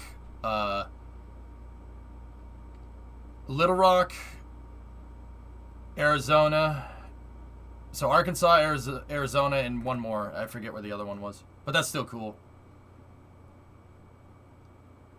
But yeah, Montana and North Dakota would get destroyed. Minot would get wiped off the map. Because that's where the U.S.'s land nukes are. They're up in the Midwest. Like the way out in the Midwest, in the middle of nowhere. That's why anti-ballistic missile tech is frowned upon. If one country becomes confident that they can protect themselves, they're more likely to push the button. Yep. Interesting fact is that the Soviet scientist was unable to design a precise enough weapon, so military proposed to go bigger yields to assure destruction of the target. Shotgun blast, baby. I mean, yeah, guys, it's to the point where any Russian, or American, or European submarine has enough nukes on it to literally kill one submarine, has enough nukes on it to kill everybody on this planet. Like, yeah, we've found ways to end our civilization probably about 1,000 times over. Yeah. And you poor Europeans are right in the middle. To be fair, you're the ones that caused this problem. Just saying. Just putting it out there. It's kind of your fault. Kind of your fault, bro. I'm just kidding, man. It's kind of your fault, though.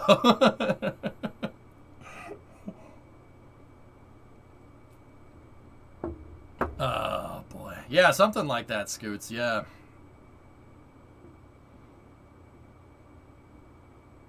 Yeah. Yeah, retaliatory strike stuff.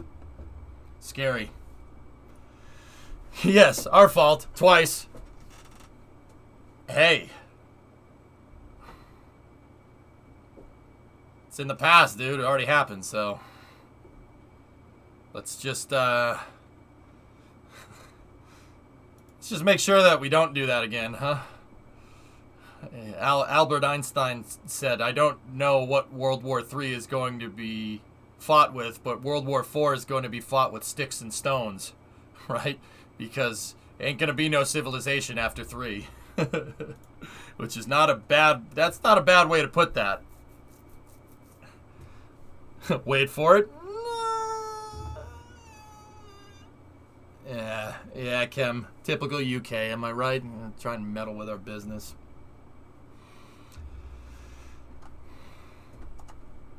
Just be glad the Mexican standoff is working. Well, Flykin, some people wholeheartedly believe this, other people don't. But you know, there's a saying that goes around, and I'm sure there's merit to it. But an armed society is a polite society. You show respect to somebody that has the power to blow you away, right? Like, and they show respect to you. You see what I mean? Like, it's funny. The biggest arms race build up in the preparation for the mother of all freaking wars literally is how we achieved peace in the last, like, century. Like, alright. Kind of a weird... That's like, you used the wrong formula, but you got the right answer, I guess? Like... It was an Austrian... Yeah, those are the boomer subs, Jim. Yeah, I wouldn't want to screw with those things. Those things scare the crap out of me. Task failed successfully. Anyway, let's finish up this montage, dudes. You want to die? No. You want to die? No. Did you see Don't Look Up? Yeah. Yeah.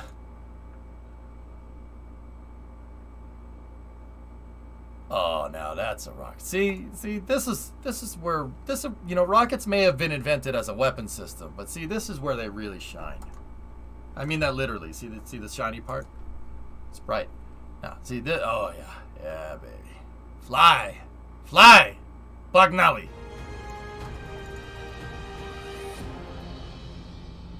Don't Look Up got too real for me at the end, man. I'm like, ugh. It just got like, I don't know, man.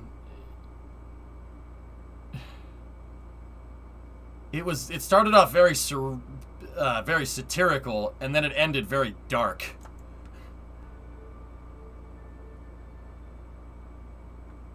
Like, yeah, Soyuz MS-20 was another great Idiocracy movie.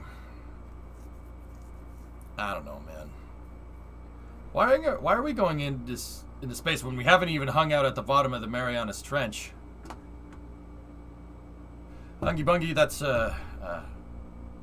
wait a minute. Didn't Catherine Sullivan, an astronaut, go to the Marianas Trench last year? What are you talking about? Bungie Bungie, the point is that you'd be dumb to think if we like it's one or the other. We can do both of those things at the same time. There's 7 billion of us. Telling me that 7 billion humans can't multitask? We're doing both of those things, man. Just one of those things you hear more about than the other. We're humans, man. We invented nukes, okay? We can do anything. It's pretty dope.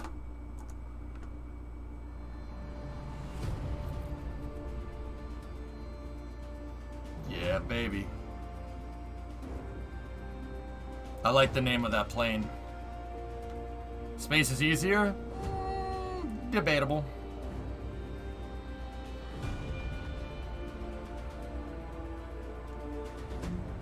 Nukes and fidget spinners. Dude, you got a point. Alexander Misurkin.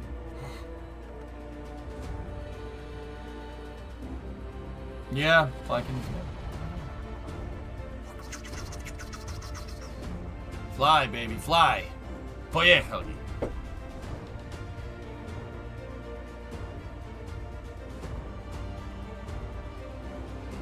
Bless you. Discovery, go and throttle up.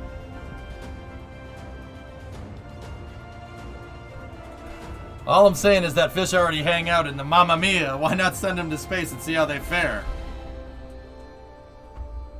So, Bungie, we're in agreement. You want to send more things into space. I agree. Let's do that.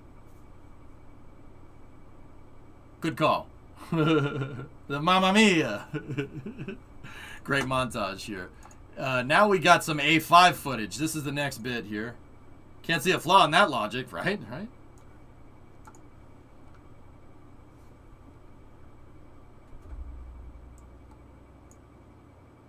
Pisk? What is that word?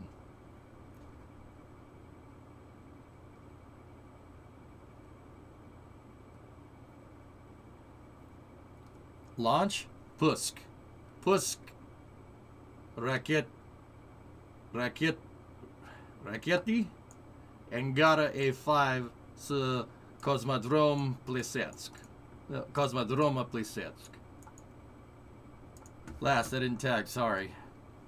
You can't make this easy, can you? Why is Soyuz exhaust orange? I didn't think it was hypergolic. It's Karolox. Actually, they're using naphtha, if I'm remembering right. Correct. Good.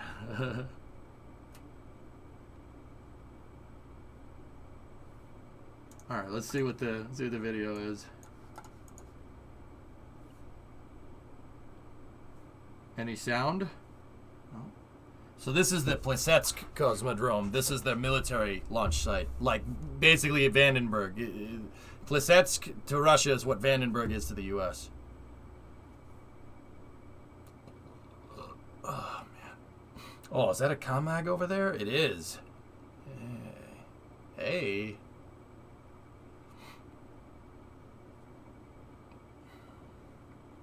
Very nice, eh? What a show. Hangar rocket good. literally snowing out. Oh, she slewed a little bit. This was the day after Christmas. Hey, all right, okay. She slewed a little bit, guys. You see that? Link this, please? Dude, I got you.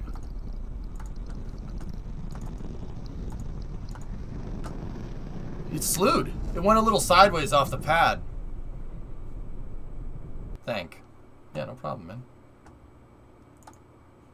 Yeah, she went a little. She had a little bit of a side thing going on there. I don't know enough about Angara. We don't really hear enough about it to know whether that's normal or not. With that being said, this does happen to rockets. It's just very pronounced in this shot. It did kind of kick sideways a little bit. That does happen. Yeah, it made it into space. They had some problems with the Perseid upper stage, but the rocket did make it.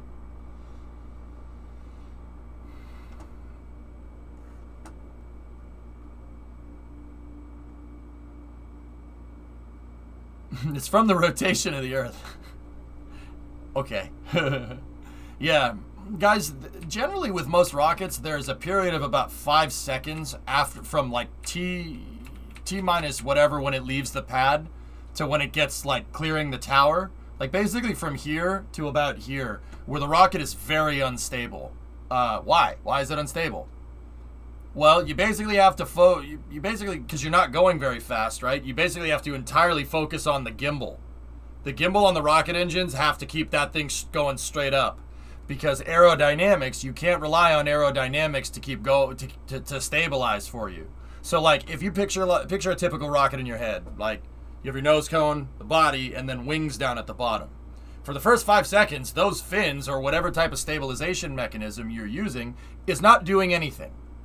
Why? Wings need to get to speed before they do anything, like an airplane going down a runway, right? So rockets generally have they're very unstable. So like in the first 5 seconds, so they do sometimes slew off the pad. That happens. Yeah, Sebi, right? Mm-hmm. Yeah, that's a good point. That cloud in the back seems to be moving with wind. It looks like it might be a little bit on the windy side. Let's take a look.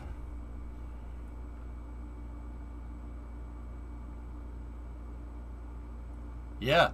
Yeah, the wind, it may have just been the wind. It is definitely, the wind's definitely going that way.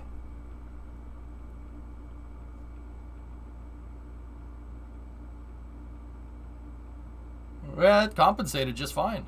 Yeah, look at the wind. I'd like to point out here that the rocket is so ridiculously hot and so ridiculously loud. The rocket exhaust is so hot and so loud that it's literally melting snow off of the towers that are a couple 100 feet away from it. And if it isn't melting that snow off of it, it's vibrating the snow off of it. Yeah, it's just the wind. The wind took it, Kem. Yeah, it's just windy, that's all. Yeah. Mm-hmm. No problem. Yeah, oh yeah, no, it's windy. Super windy. Yeah, okay. It slewed to one side because of the wind. Yeah, but check that out, dude. I mean, you see it? You see the thing move? This is what, you often wonder why. Like, oh, why is wind a problem for the rocket? Doesn't it already go fast? Blah, blah, blah, blah. Look. Look what windage can do. It's not even that windy. Look at what it can do. See it blow that thing off course? Can you imagine what that does when the rocket's going like 5,000 miles an hour? It's pretty nuts.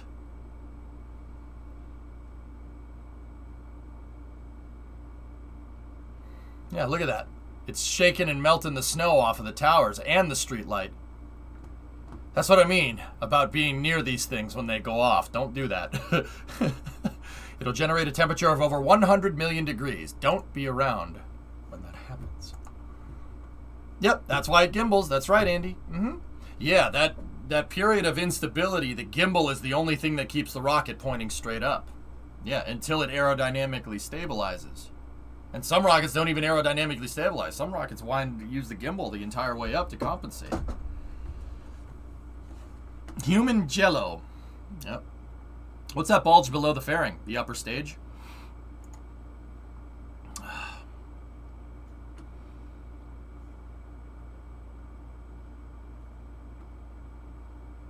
Yeah, exactly, Toothless, yeah.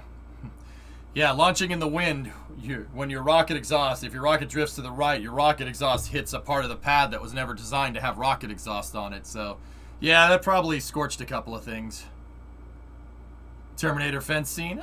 Yeah, right. Hey, what's up, Angry? How is Webb doing?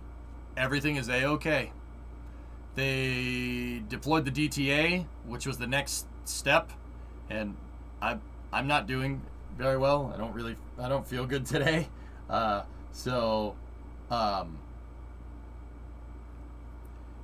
forget what that stands for. Somebody's going to type it right now. So the DTA deployed, and the next step is extending out the sun shields. Yeah, everything is working just fine. By the way, well done on Ariane 5 with the web launch. Great result with all that precision. Yeah, Andy, they did a good job, man. They did real good. I'm really proud of them.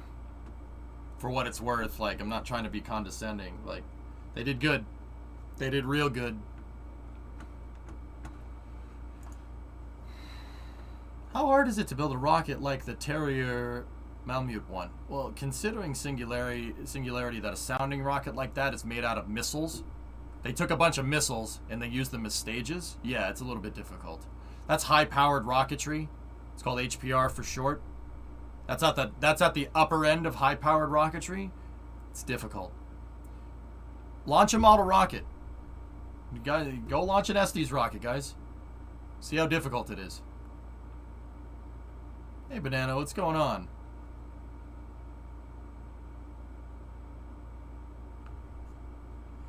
Alright, so that Angara rocket stranded at upper stage in it. The upper stage up in space with the dummy payload. The launch went fine, but the upper stage relight didn't work correctly. So, let's see. Keep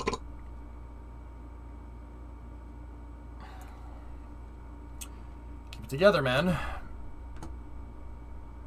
Deployable tower assembly. Gold telescope section getting some distance from the heat shield. Yeah. That's what I mean about not feeling well.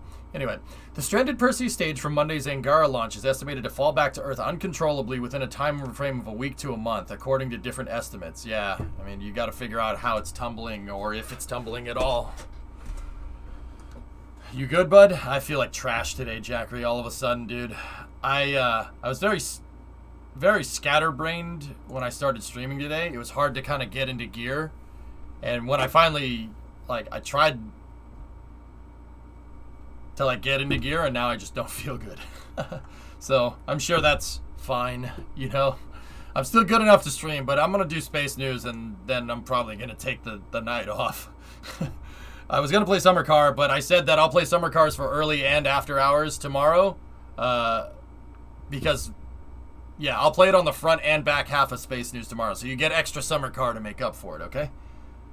Something off? I don't know, man.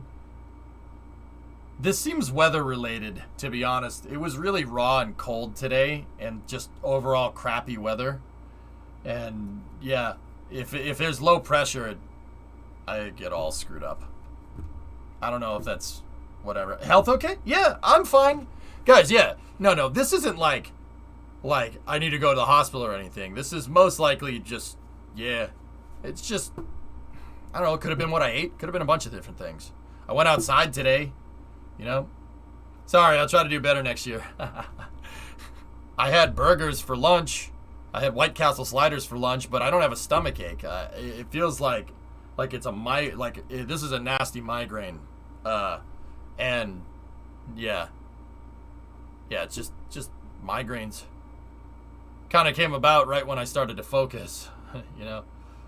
You're starting to sound old. Yeah, it's all right. Outside is terrible for you. Probably, Jam. Yeah, could be just dehydrated for all I know. But yeah, I'm okay. I'm just... Dude, I can stream with a stomach ache. I can stream when I have a cold. I can stream with no voice. I've done it before. Headaches are the one thing that'll take me out. I'm just, bleh, you know. KSLV-2 failure identified. Translation of the failure in responses to this tweet. The cause of the third stage failure that precluded the Korean KSLV-2 rocket flight for first success has been found.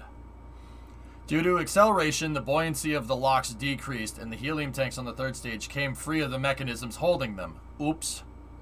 Yeah, that, heard that story before. Alright. So this is coming from Dmitry Rogozin. We're still, this is the last bit of the Russian news. Wow, EJ's reading all that in Russian? I can turn the translation off and attempt to read it, but I still need the translator, dude. I know this is about Angara.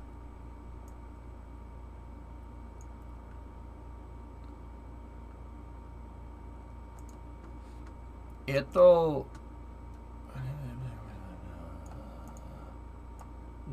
Novosti? So it's something I talked to the news. Is that what did I say? Oh, very important news. Okay. With a hydrogen-powered KBTK,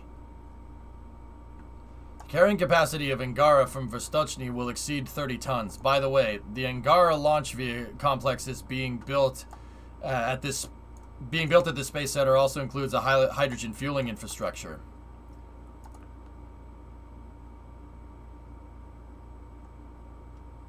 I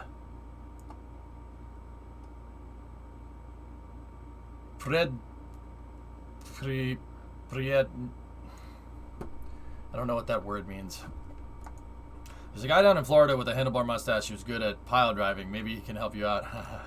Yeah, right? A helium bottle impacted the tank wall and caused it to crack, which allowed the locks to leak out. Yeah, that happens. It says Vazni. Serious is better translation. Vaznij. Okay. Okay. Roscosmos Enterprise carried out the first test of a Hydrolox engine for the new upper stage Angara A5. That's the Perseus upper stage for Angara. The Persei upper stage is the one that they have now.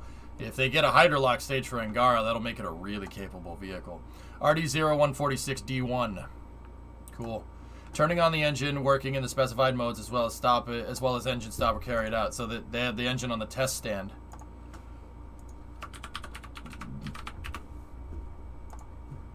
What kind of engine is this? RD-0146 is a cryogenic rocket engine. Vorozny, Russia in cooperation with Pratt & Whitney. Wait, what? Okay. Pratt & Whitney? What kind of engine is this? It's an expander.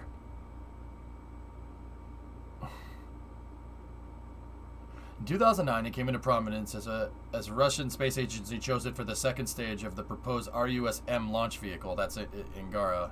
Or no, RUSM is not Angara, if I'm remembering right. That's different. That was a canceled project. For future Russian PPTS for the Oriol spacecraft. After the cancellation of the RUSM rocket, the RD-0146 variant was selected as the prototype for the KVTK. Yeah, okay. Khrushchev requested to develop the RD-0146U engine for the Proton and Angara rockets. The development of the engine was financed by Pratt & Whitney Rocketdyne. Pratt & Whitney signed a preliminary marketing agreement on April 7, 2000 with Russia's Chemical Automatics Design Bureau, giving Pratt & Whitney exclusive international marketing rights to the 0146. Are you going to play cities today? Maiden, I'm not feeling very well today. I'm trying to put on a brave face, so no, not today, buddy. I'm playing Summer Card tomorrow and then Minecraft on Saturday. I'll probably do Minecraft in cities on Saturday. Yeah, and go from there. Yeah. Let me put on a brave face through space news so people can get their fill, and then we'll go from there. And by go from there, I mean I'm going to go get a bowl of soup and go to sleep. The RD-146 is the first Russian engine to not feature a gas generator, be equipped with an extendable nozzle extension without a cooling system. The engine is capable of 5 firings and Thrust control in 2 planes. According to the developer, the lack of a gas generating system ensures high reliability for the engine in multiple firings by removing the potential of ignition failure for the engine power cycle. Yeah, it's just expander cycle thing. So this is is this like, it's got to be like an RL-10. Pratt & Whitney? Pratt & Whitney made the RL-10. This is like a Russian expander cycle. It's a Russian version of an RL-10. Wicked. Yeah, the gearbox even looks like the RL-10s. That's cool. I wonder if it... Yeah, wouldn't it be strange if it had commonality? If it had common parts? Yep. Yeah. Nope. No, it's not like the RL-10. It's not using a gearbox to drive each pump. You have separate turbine shafts.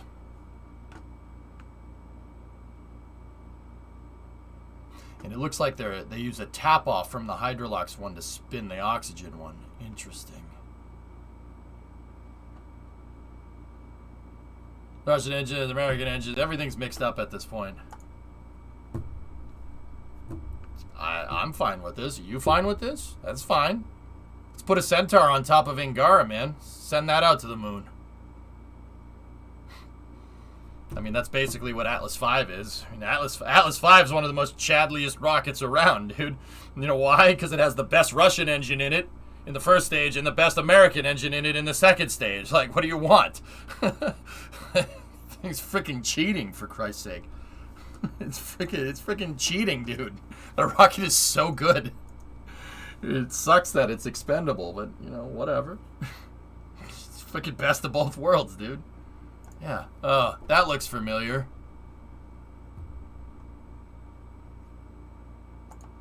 That is not that. That's not a 0146. Not even close. That's not what that is at all. That is not... I want that. That would be good to have. That's a 0120, man. That's even better. Basically a Russian RS-68. They're not related. It's synonymous in function, not design. Anatoly. Oh, okay.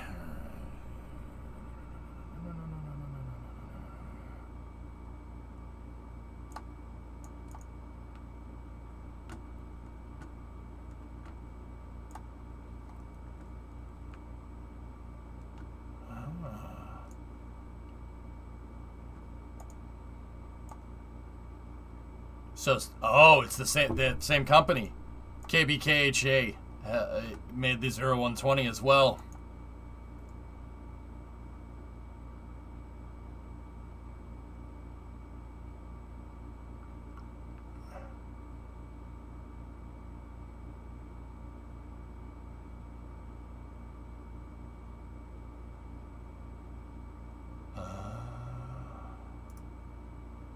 No, he didn't mess something up. He didn't mess anything up. It's the thumbnail. There's a thumbnail of an RD-0120 over here. See?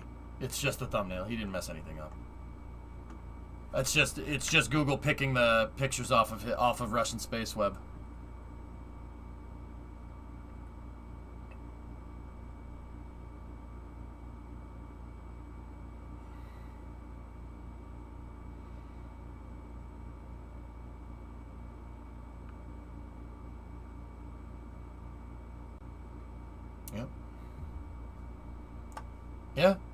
Yeah, it's very similar to an RL-10.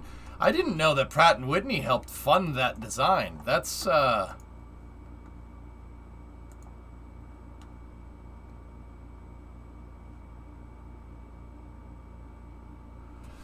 full name, Joint Stock Company, Konstruktorsko Bureau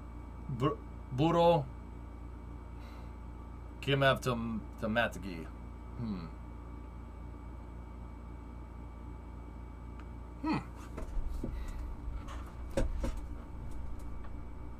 The development of the engine was partially financed by Pratt & Whitney Rocketdyne. Pratt & Whitney signed a preliminary marketing agreement on April 7, 2000, giving Pratt & Whitney exclusive international marketing rights to the RD-0146.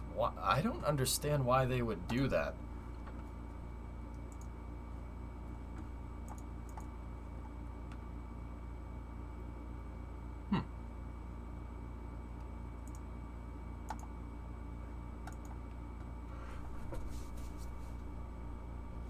Alright, whatever. That's cool. Good for them. Good job, guys. Hey, expander cycles are the holy grail of upper stage engines, man. That's pretty good. It was back in the 2000s. I bet they got something in return.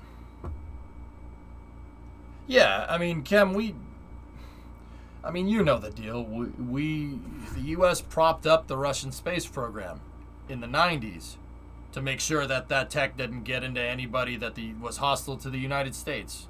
So we propped up the industry. It's not a bad idea. They should have propped up Energia in Buran. Can you imagine? There's an alternative universe where that actually happened. Can you imagine? They said, nah, screw Soyuz, screw Proton, screw everything else. You use Energia Buran now. 2 shuttles. Redundant, dissimilar architecture. Oh, man, if only they knew. If only they freaking knew! Frick! Damn it! That would have been really handy, man. It would have been really handy having 2 shuttles instead of 1. Oh, my God. All right, let's see what else we got. Cosmic Perspective took this picture today. You guys probably will like this. Take a look-see. Oh. Discovery, go at throttle up. Hey, Bradley, 26-month resub. What's going on? That's a heck of a picture. Then there would be pressure to not retire the space shuttle. There's a universe where that happened, man. I wish. Pratt and Whitney were unable to adapt an RL-10 to the Proton upper stage after committing to a partnership, so instead they offered to partially fund the development of a standalone Hydrolox engine. Cool. Cool. Starship fueling. Thanks, Singularity. Yeah, let's get to it. Just finished Don't Look Up. I need to, dude... It got too real. It's just too real. Like, I'll be honest, I didn't really like it. It just got too real at the end. I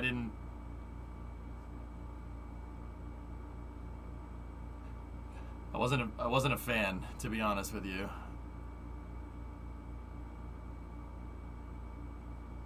It's just, yeah, I'll be honest, guys. This is kind of an unpopular opinion. I didn't really like it. It was a really good movie. I got into the beginning of the 3rd act. I'm like, what the hell am I watching? I've been holding out for so long. My brother convinced you last night. I'm sorry. I didn't.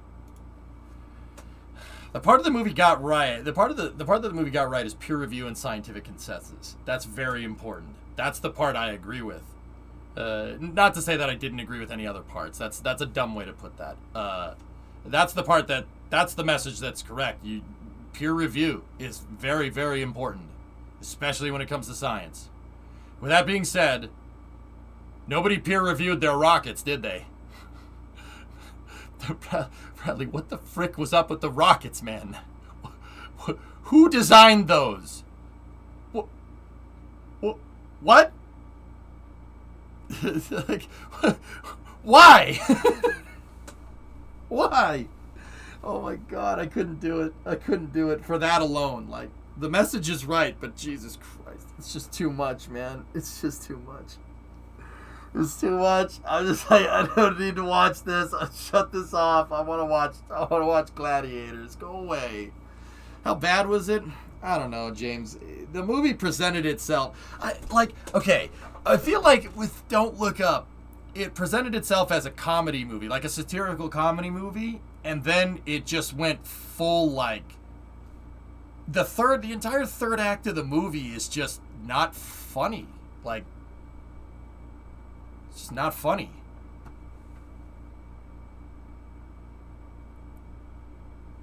It's too real. Like, I don't like being jerked around like that when I watch a movie. You go in and you want lighthearted comedy, and you just end up getting a message about how you need to pull your head out of your tail. I'm like, don't we watch satirical comedies to, like, get away from that type of stuff? I'm here for the palate cleanse. Yeah. Yeah. Like it would be like at the end of like Monty Python if they started to preach some stupid message at the end of the movie. Like, all right. I didn't really want to watch a movie like this. It's not even tragic comedy to Metco. It's just straight dark. And it's not even dark humor. It's just dark. The movie is supposed to be about how modern day culture could react to an extinction event. Lunprod, Don't Look Up seems like it was made by people who spend their entire day on Twitter. Yeah, I said it. They tried to hook you in with some satirical comedy, and then it ended up just turning into this preachy message. Yeah, I don't think I need to tell you how important asteroid defense is. I certainly didn't need to be lectured on that. You know, I don't. Yeah, I don't like being suckered in like that. That's really annoying. It's very distracting, and it shows a very incoherent plot. Not incoherent plot. It's just, yeah. I'm just great. Thank you for reminding me how crazy the world is. I really appreciate it. Yeah. You know, I watch movies to get away from that, right? Like, thanks. Thanks for that.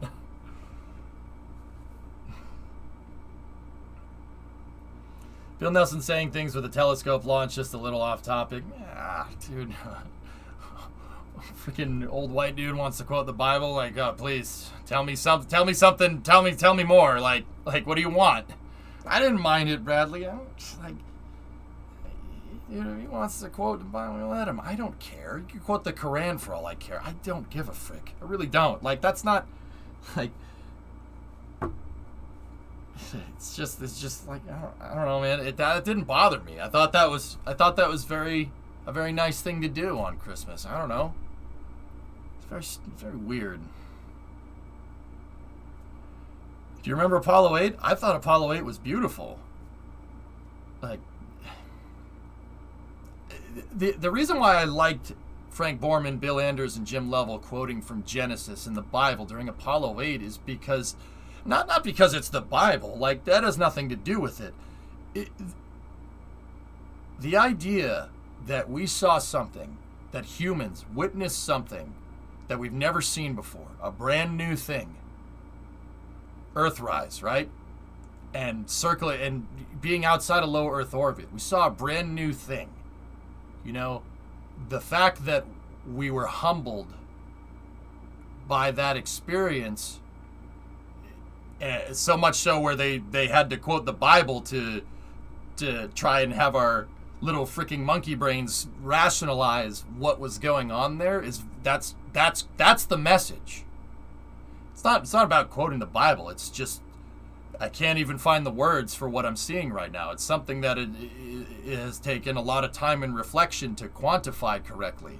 I think in the heat of the moment, that's not necessarily a bad thing. You know what I mean? Like, once we get out into space, we're going to see stuff that we've never seen before. And if people want to fall back on some scripture because they can't process what's going on, I don't see that as strange. I see that as that sounds pretty normal to me. You know, like, that sounds pretty dang normal to me. Like, I think they took one, Vin. Yeah. What is that, Jack Reed? Oh, nice. I don't know, man. I just never took it as, like, you know, we're quoting the Bible, so you should like the Bible. That's not how I took them quoting scripture like that. Yeah, Ichi, that's very much the same thing. You know, world had a thicker skin back then. Yeah. Mutter, yeah, you know, people hear scripture in the Bible and they hear it in, you know, mainstream. If it's anything mainstream nowadays, they are automatically repulsed by it. And you know, if you're not religious, that's fine. You know, And nobody has any right to cram anything down your throat like that. I get it, but I just generally don't think that that's what's going on here. You know? Like, with Apollo 8, it was a very humbling experience. And maybe Bill felt that way about James Webb because it was on Christmas Day. You know? Like, I don't know. I just... you know, sometimes you see stuff that you can't comprehend and you say things that... because your brain can't comprehend. Or you ever say something in the heat of the moment that you didn't mean? That's never happened to anybody, right? Like, you know, I didn't pay too much mind to it, dude.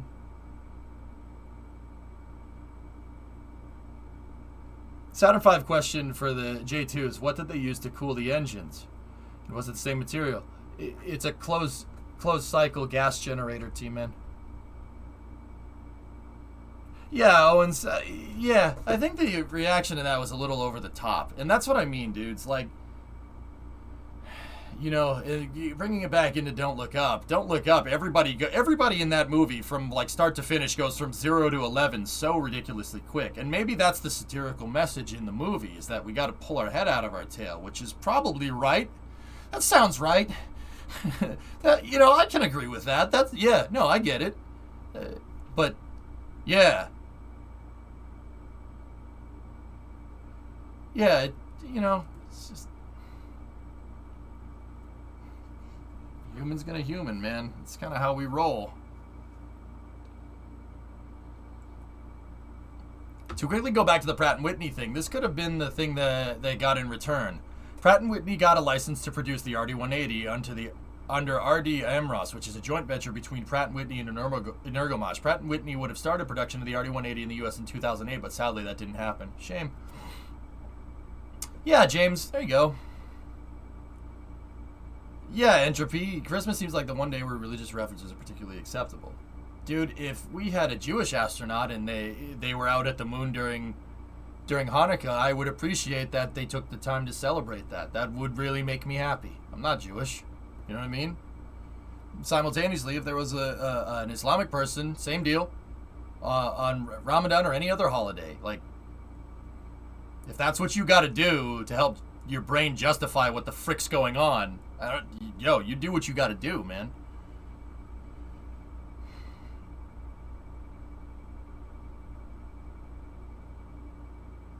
Yeah, Bradley, I think the dude, like, it seems like Don't Look Up exists in a world where how we act on Twitter is how we act in real life, and that's what kind of bothers me about that whole thing. Like, it seems like it views the world in a very myopic point of view, like how someone would express disdain in a Twitter thread. The whole movie reads like a Twitter thread, or a Reddit comment section, or a YouTube comment section. It's like it just got to the point where I'm like, dude, the world doesn't work like that. Come on. Like, I get it, doom and gloom. You know, if we don't do something about this, we're screwed. I get it, but man, like, it very much seemed like a lot of things in the movie went from 0 to 11 real quick, and then it just ended up at the end of the movie. You're just like, wow, that's great. All right, what movie? It's called Don't Look Up. It's a movie on Netflix. Access, yeah, I don't know, man. I don't try to look at it like that. So guys, I watch a lot of movies. You hear me quote a lot of movies all the freaking time. Okay, you hear me quote a lot of movies all the freaking time. I've watched a lot of movies in my day. I went to school for film, partially for film production with computer animation, stuff like that. I know about writing stories and character development, etc., first act, second act, third act. Like, dude, we did all that at school. And I'm a movie freak on top of that. It just...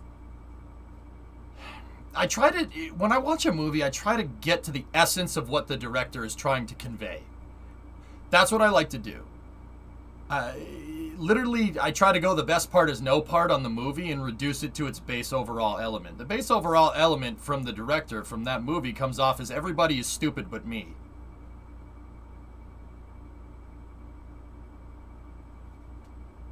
the two main characters in the movie, nobody believes what they say. So the point that you're conveying from that is everyone is stupid for me. Good. It's a real great way to think. See what I'm talking about? I don't consider it, rule 8 this, rule 8 that. That's not how you look at it. Like, I don't look at it that way. That's not how I look at movie scripts, even sometimes, but like, I don't know. Do you think my analysis is wrong? I don't know. It's just a movie. Who cares?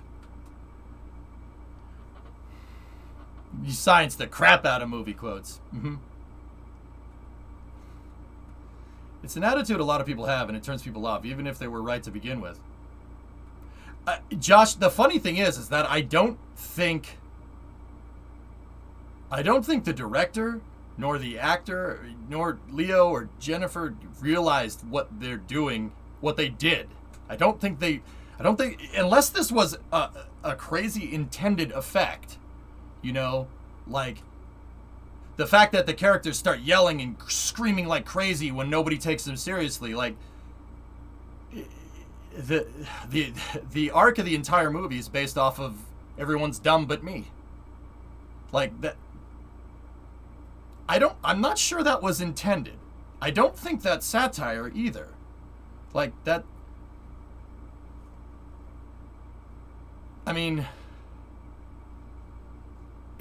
it doesn't come off that way. Like, I don't know.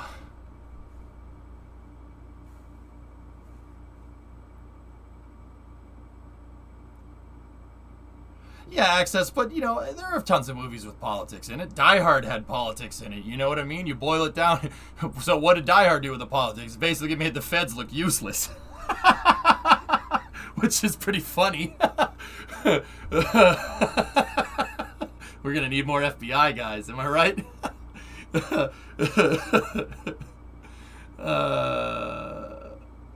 See, Die Hard kind of conveys that same message, but it does it in a way that's, it's the same kind of message that people are too far up their own tailpipe to understand what's going on, But Die Hard does it in a way that I think is a little more tasteful, It's the best Christmas movie. I watch it every year, dude. Watch it every year.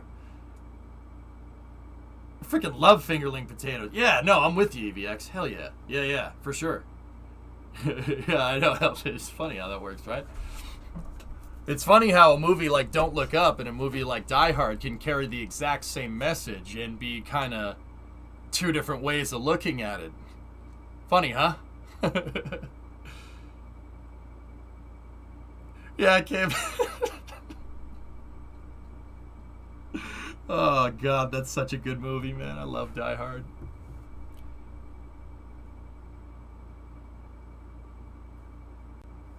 It's not Christmas until I see Hans Gruber fall from Nakatomi Plaza. Based in Gruber pilled. Sorry. So stupid. I'm sorry. Yippee-ki-yay, Melon Farmer. Boo! When Nakatomi Plaza in Minecraft, we should make it. I'll try to get in on it, Bram, after I finish the Subway. I like the third one the best. Third one's a good movie. Die Hard and Leave the Weapon are a Christmas tradition with the missus. You got a good one, Victory. Hold on as tight as you can. Was there a Snake Plissken Exodus movie? I don't know. Maybe. You say sorry. We know you aren't. But yeah. Bradley, you feel better? Only me could take you from something like Don't Look Up to Die Hard. And you followed the entire way. You followed the entire path with me and you understood it too, didn't you? Didn't you? only this stream, man.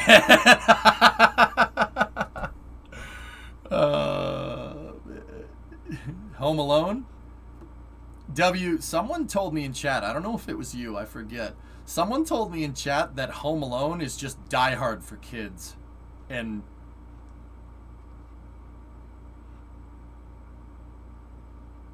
it's very strange. Yeah, victory there. Home Alone's just Die Hard. It's Die Hard for kids. That's freaking hilarious. Oh my god. It's true. It's true. Oh jeez. Okay, alright. Let's load up the NSF video. Here, look at this picture. If you didn't feel better, this picture will make you feel better. Yeah. See, the nozzles aren't messed up on this one. Not yet, at least. We're the wet bandits. Real cute. You left the water running, didn't you? Dude, what a dick thing to do. Leave the water running? Calling car? Are you stupid? If you're gonna rob a house, why don't you just put up a sign that says, hey, I did this? Like, are you dumb? What an idiot. No wonder, good thing they got caught.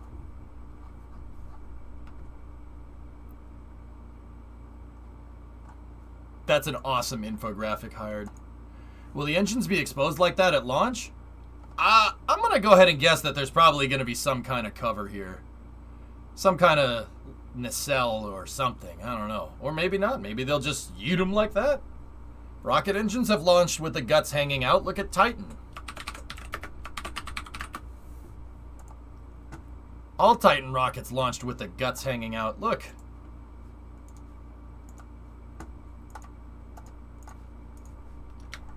The LR-87 had all of its turbine machinery hanging out like that. Whatever. It worked just fine. I've hugged one of those rocket engines, by the way.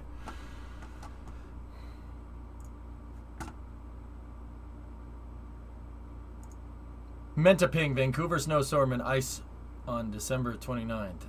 Oh. Okay. Oof.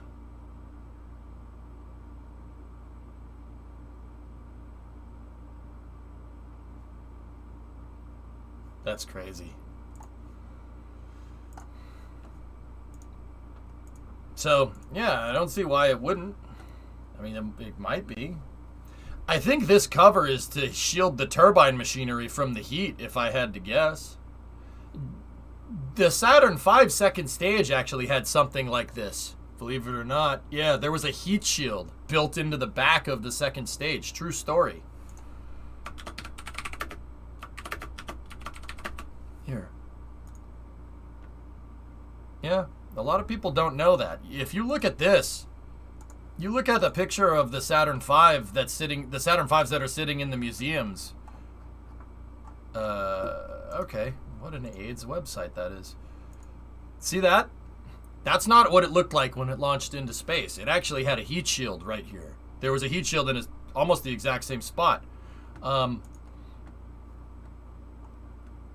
Yeah, see, this isn't right. That's not what it looked like when it flew. There was a huge heat shield right here, right where the nozzle stops. I'm trying to see if I can find a picture of it. Nope. It is literally a heat shield, like what you'd see on a capsule, dudes. Just got to find a good picture of it. Yeah, you can kind of see it in this picture. This is a great picture. See it right there? It's a heat shield with reliefs for the nozzles. See the heat shield? It's on these white struts. Oh yeah. That's not the first time they've done that. See them? It kind of looked like a dice piece. It had 5 holes in the heat shield, but a heat shield made of asbestos? I'm not sure if it was asbestos. It could have just been... I think it was heat shield, like the same thing that they used on the heat shield for the capsule. Did they stick a Tesla battery pack to the side? That rectangular shape seems to have the dimensions of the battery pack. I'm not sure what this is. I don't know. Maybe. It's possible. That's the best kind of asbestos. Oh, man.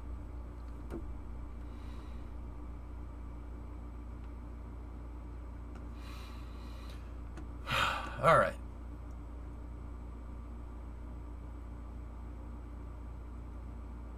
Yeah, I mean, it might launch like that. Who knows? One side has Tesla motors in it, and the other has some kind of hydraulic thing. Well, the motors are attached to a pump, Thomas, aren't they? S pestis, as opposed to R pestis? T pestis? F pestis? Can't wait to see this thing fly back and land. It'll truly be insane, Facha. Yeah. Q pestis. Ah, yes, okay. But yeah, see the heat shield? Not the first time a skirt like this has been made for that purpose. Let's go over here. Let's check out the vidges. I think we've seen that one. Let's go. We have two.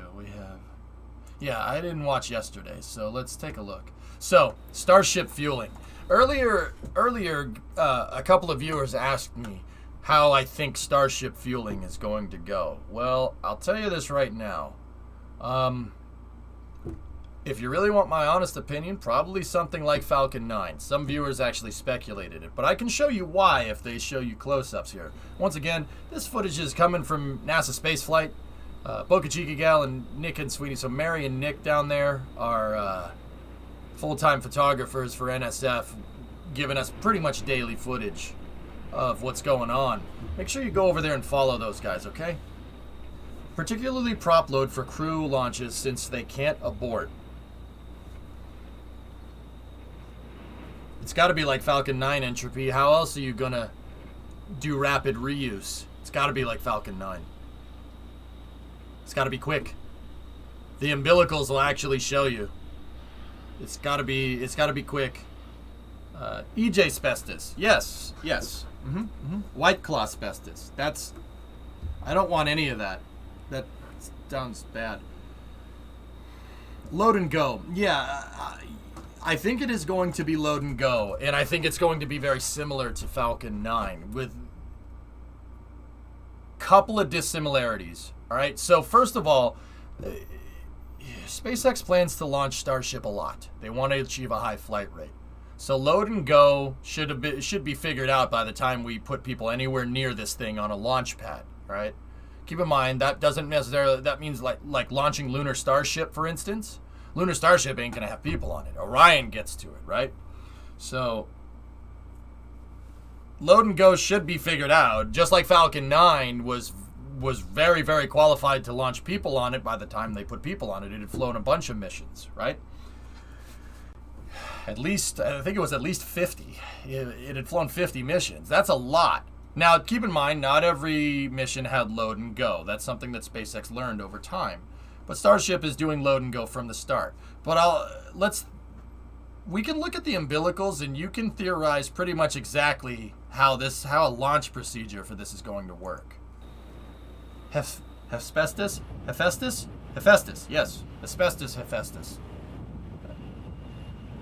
Maybe if Hephaestus had asbestos armor, he wouldn't be so disfigured. True story.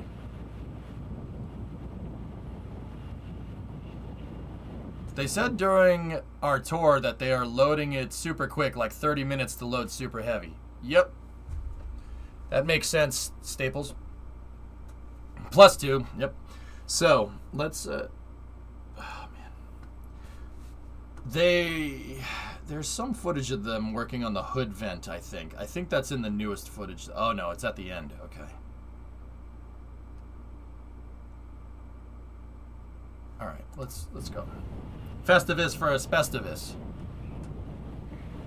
Stop doing that. So, Super Heavy, we know, has a hood vent on it. The umbilical retracts, and then it has a vent that slams shut. So that is indicative of a more kind of garden variety umbilical, I guess. So when the vehicle goes, that umbilical detaches real quick, and then it slams shut, which is kind of similar to Falcon 9, believe it or not. Falcon 9 has a tail service mast that works exactly like that. So that tells me that they're going to fuel quick, because the umbilical is going to be still attached when the rocket hits T-0. Okay? So if I had to guess, that's probably that's a good indicator for load and go. But see, it is, but it kind of isn't. I know it's basically a bigger, not a bigger version, but it's the same idea as Falcon 9. The geometry and the way it moves is a little bit different. But an umbilical like that, an umbilical slamming shut doesn't necessarily mean you're doing load and go. It means that the umbilical is more garden variety. Now, I think the key with how Starship is going to be fueled really lies with this, the quick disconnect. Maybe sunglasses will help? I don't know, man. So it looks like a hydraulic box on either side powered by 2 Tesla motors, each which are marked with the arrows. So, gimbal, Thomas. It's a closed-loop hydraulic system for the gimbals. That's my guess. Seems like it's battery-powered gimbal. So electro-hydraulic. At least that's what I'm kind of getting from it. So I think the real key is in the quick disconnect arm. That's a really good indicator as to what's going on here. So Falcon 9, right? What does Falcon 9 do? When the second stage is ready to go and they complete gas closeout, the strongback moves backwards. And then when it launches, it throws back and away to get away from the vehicle, right?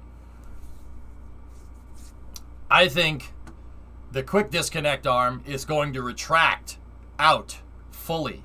It's going to fully retract out and away, pretty much like the strongback retraction. It'll probably happen within a minute of launch, just like the strongback retracts within a couple minutes before Falcon 9 does. And that quick disconnect up there pretty much shows that's supposed to be an automatic quick disconnect. So because it doesn't have like a hood and a vent or whatever, like the first one, that tells me that that's getting retracted before the vehicle launches. So honestly, this is very similar. It's very similar in profile to Falcon 9. And if it's all this stuff, see the vent right there? That one has a vent to slam shut, which means this thing is going to be attached right when the vehicle lifts off. That one up there, see the umbilical? It does not have a hood. So that tells me that it's going to retract like the strongback, right? And this is what I mean about being able to extrapolate some data here from what we see. This umbilical works exactly like Falcon 9's umbilical, barring the automatic detach and attachment system, right? On Falcon 9, even the second stage umbilicals, when the strongback is retracted slightly, or even the Vandenberg one when it's back at 78 degrees, the umbilicals are still attached. This one has an automatic disconnect system, so it'll be able, like, remember we said that the umbilicals are like a docking port. They're more like a docking port than an umbilical is. An umbilical is really designed to be attached by people and then detach once, and that's it. That's how SLS's umbilicals work. They can't just reattach themselves. You have to get a guy up there to go, a group of people up there to go and reattach the stupid thing. That thing is on an actuator with docking hooks. So that tells me that that's going to automatically be able to dock and undock the umbilical from Starship, which tells me that it doesn't want to do that quickly. Because docking, if you picture a spacecraft docking to the space station, like Dragon, for instance, it's not like, we're here. It's like, okay, slowly. Okay, we're good. So that tells me that this whole quick disconnect arm is going to retract. Automatic docking and undocking umbilical aside, this seems to very much mirror exactly how Falcon 9 gets ready for flight, albeit with different equipment. I mean, Falcon 9 obviously doesn't have the freaking chopsticks, right? It has no cover now, but I think this will be put on it. Oh, that umbilical? Yeah, it's possible. So, Thomas, I don't think this thing's gonna... Dude, the quick disconnect with the VSS, I just don't think that's going to be near Starship when it takes off. I think this is going to retract like the strongback. And since it's going to retract like the strongback and you have a hood vent with a quick shut, that tells me that it's going to be like Falcon 9. It's going to be similar. So that tells me that load and go is on the table. You're going to want it to get that performance because they're trying to squeeze as much performance out of this stupid thing as possible. So, how is it going to be fueled? Well, all of this with the piping and the heat exchangers that they're carrying for this pad. You don't see other pads with stuff like this, do you? All of this tells me that the fueling procedure is going to go very quick. It's going to be very quick, very fast, like Falcon 9, to get those densified propellants going. Starship has been using densified propellants from the start. A quick disconnect like the one that failed on SN4. Well, that dude, the umbilicals on this thing, Sebi, and the umbilicals on SN4 share no commonality at all. The only commonality that they share is that they move liquid oxygen and methane and nitrogen. SpaceX has completely redesigned the umbilicals. SpaceX has completely redesigned the umbilicals since SN4 for a pretty good reason.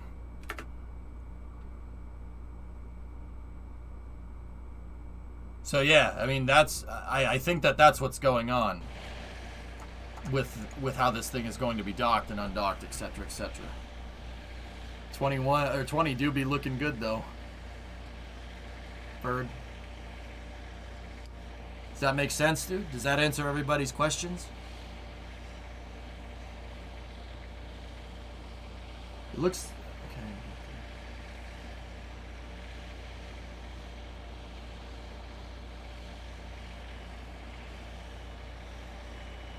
Dude.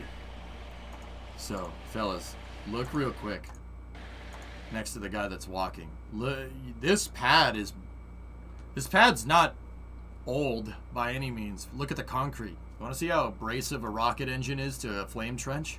Look at that slab right there. Thing is brand freaking new. It's less than 2 years old. Look at it. It looks like it's been sitting there for 100 years. That's how violent rocket engines are. They sandblast concrete for the most part.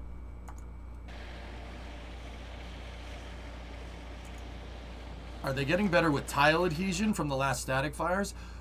Buck, they only lost like 1 or 2 tiles over the last static fire, so I would say yeah.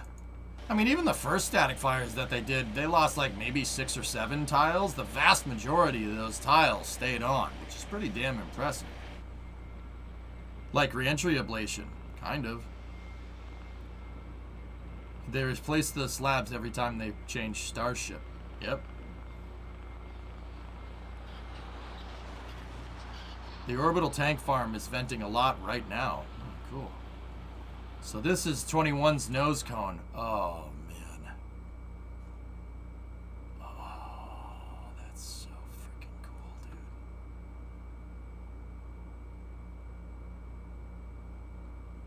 This is so aesthetic, man. I say this every time, guys, but it reminds me of the damn space shuttle. Reminds me of the shuttle so freaking much, man.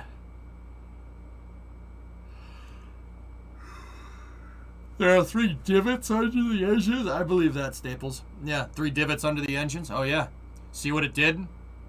Pretty crazy, right? It looks so nice. Yeah. This is their second attempt at building out a full thermal protection system. 20 is the first one.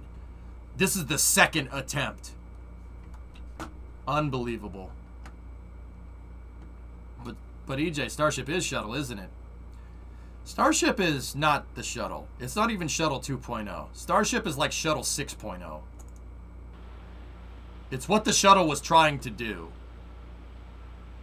But it should be better. It looks so good, man.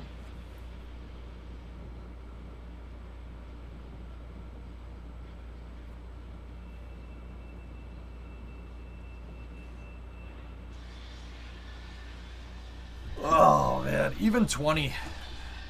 That's so cool. A suborbital pad A after SN8 launched. Yep. Yeah, there you go, Thomas. Look.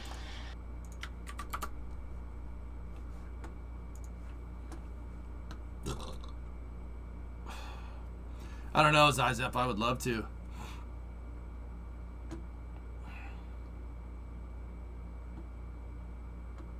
Yeah, dudes. Look at the concrete. Unbelievable. Look at what it does to it. That concrete in this picture can't be more. It's got to be less than a year old. Look at it. Looks like it's been there for years. That's what rocket engines do to a flame trench. He said doo-doo. Yeah. Total staples that look like that. Yeah. It's abrasive. It's like sandblasting concrete.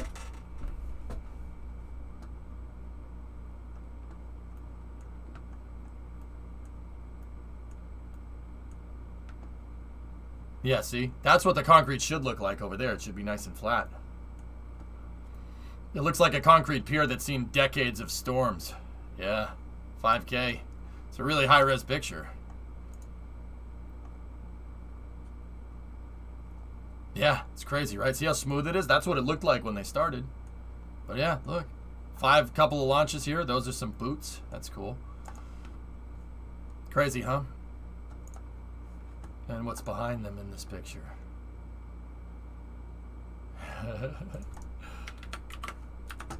Dude, I can't picture something. Thomas, it's difficult with this picture because this seems like it was so long ago. Yet at the same time, because it seems like it was long ago because of how fast SpaceX goes. But at the exact same time, it also doesn't seem like it was that long ago.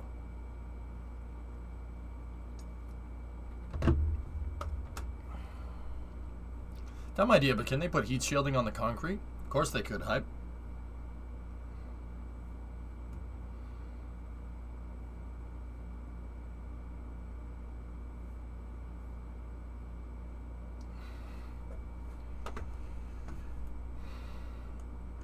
Yeah, see? That's what... Look, even the landing. Look what the landing did. See that? See how the concrete looks like it's been sandblasted?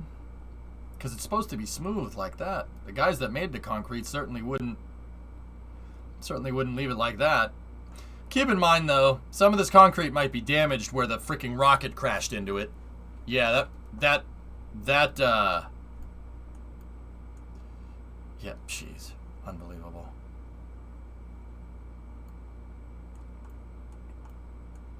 Nice wire harness. Even the cable management after it blew up looks good. Like that, dude, it's nice cable management for something that's crashed. What's that wreckage from? It's from SN8. Okay. So they're loading, when this was taken, they were loading nitrogen in. My guess is that nitrogen is for the recondenser and for the vehicle from the test that we saw yesterday, because this video is 2 days old. See last. Okay.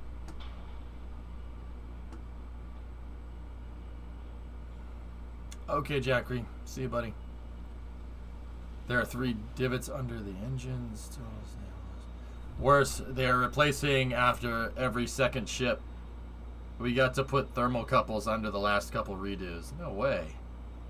That's cool.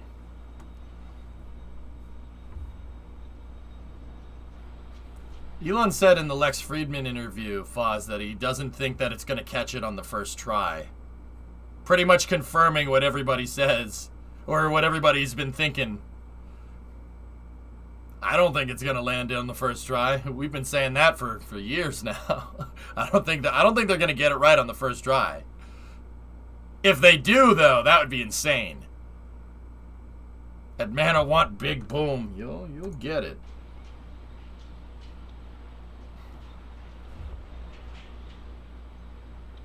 Hey, Major Who. Smart, low expectations. The more I watch Elon Musk interviews, Meef, and don't get me wrong, I've watched a lot of them over a decade. The more I watch them and the more I listen to him, Elon's a straight probability guy. And he said this in the Lex Friedman interview. And it kind of confirms what I've been thinking. It's not like he doesn't tell people about this, right? The way he compartmentalizes stuff is he looks at all bad outcomes and all favorable outcomes and kind of weighs them against each other, and that's his decision for doing something. Straight probability guy, just goes by the numbers, and he bases these numbers off of physics. Right? And when it comes to engineering rockets, that doesn't really work when it comes to other things, but you get the idea. Have I seen Don't Look Up? Yeah, Gold, we were just talking about it a second ago. Too real for me, man. I wanted a comedy movie. I wanted Idiocracy, and what I got was not that.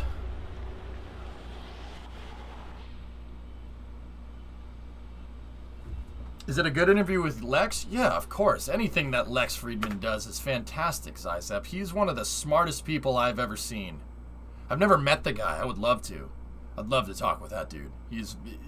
Zizep, you know, every once in a while, dude, I don't know. I consider myself to be pretty kind of intelligent person. I don't know. I can be smart at times, and I can be as dumb as a brick other times. Like, being human, am I right? Dude.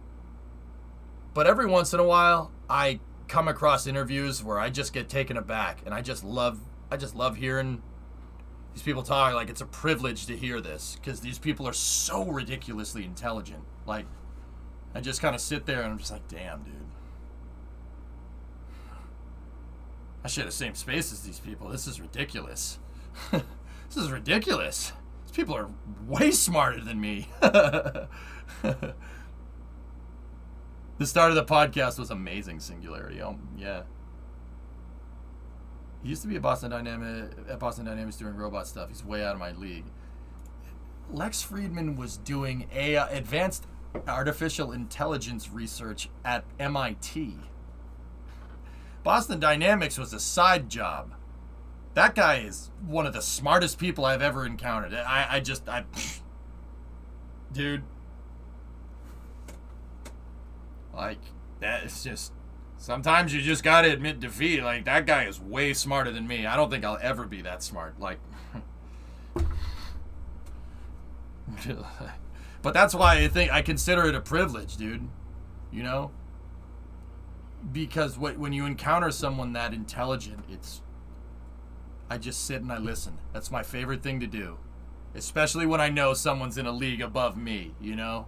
And that's part of the reason why I try not to second guess NASA as much as, a lot, because that's stupid. And you don't know better. You don't know better. All right? Nobody does. Right? Because NASA has a whole army of people trying to solve these problems, and we're just some pokey Twitch stream on the internet. We don't know better. So, that's why I want to, I always try to make sure that we sit here and speculate about things and not be like, yep, that's what they're doing, like, they might do that, I don't know. But also, like, I think it's a good habit to get into, like, when you encounter someone that is just in a league up here, you listen to them. And it's always easy to spot these people because they don't. I find that people that are insanely smart, like the most intelligent people around, don't have to prove that they're intelligent. They just speak intelligently. Does that make sense? Like, I don't. I try not to use big words here with you guys. That's stupid. I could just say big words all day and sound really freaking smart, but it takes a smart person to take a complicated thing and explain it to people. But I'm not trying to toot my own horn here either at the same time. But dude, it's just sometimes you're just outclassed. Like, and whenever that happens, it's humbling, and I like listening to it. It's a freaking privilege. Like, it happens a lot when Elon talks. Just the way that guy thinks about things is just so far off the beaten path, man. It's unbelievable. It's a very humbling experience. You're like, damn, dude, that's not. I don't think there's anybody that thinks about this problem like that. We don't even have the pudding. Yeah, Dave, it's kind of crazy, right? Why use big words when you don't have to? Yep. The fact that he sat there for over 20 seconds to wait for Elon to answer on the timetable for Mars question shows he's a really good interviewer, too. Many would have tried to fill that space with noise. For the reals, yeah, that's another thing. It's something that I've noticed. It's something that I've noticed from doing 10 years of live broadcasting almost. Don't try to fill dead air. Sometimes you just need to shut the hell up. You don't need to fill the dead air all the damn time. Just shut up.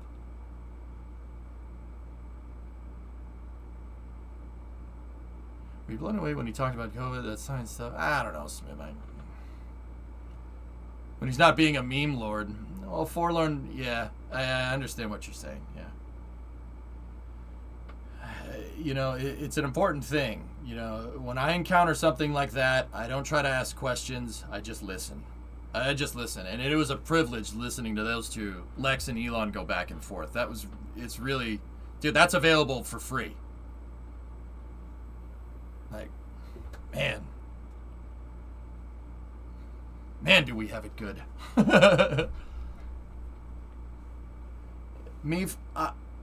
Elon started crap posting on Twitter after that whole nonsense with selling Tesla at $4.20 a share and that scruff that he got in with the SEC or whatever. Elon doesn't take Twitter seriously. And I know that some people, I can't speak for the guy. I shouldn't speak for the guy. I'm pretty sure he doesn't take Twitter seriously after what happened after that, so he just crap posts on Twitter. The problem is, or at least the problem that some people have, is that he's like the the richest man in the world crap posting on Twitter. I mean, personally, it's just words. I kind of find it funny. He said stuff on Twitter that I'm just like, okay. Oh dear. But, it's Twitter. He doesn't take it seriously. You can't change somebody's mind that doesn't care. That's how I look at it. He can't change. He's the richest man in the world. Why does he have to change? He doesn't give a frick. You can't. It's like the Joker, like the Dark Knight. That's the whole story of the Dark Knight. How do you go after somebody that doesn't give a frick? You know what I mean? How do you go after the Joker? He straight up doesn't care. So, I don't know. I just don't really pay it much mind.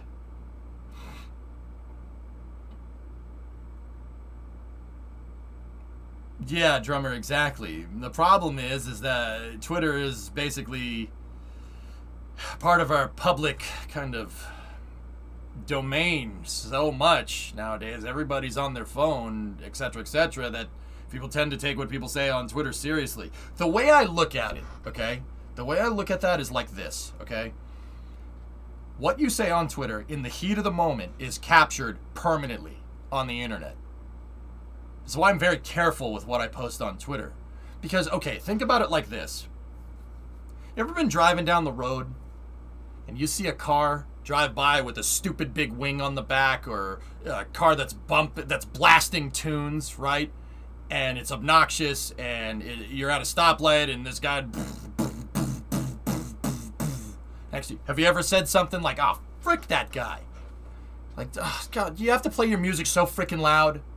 You ever done like, "Oh, you got a stupid wing on your car. Frick you." Right? You ever said something like that in the heat of the moment when you're sitting inside your car? Now imagine putting that on the internet for everybody to see. Would people think you're a piece of trash?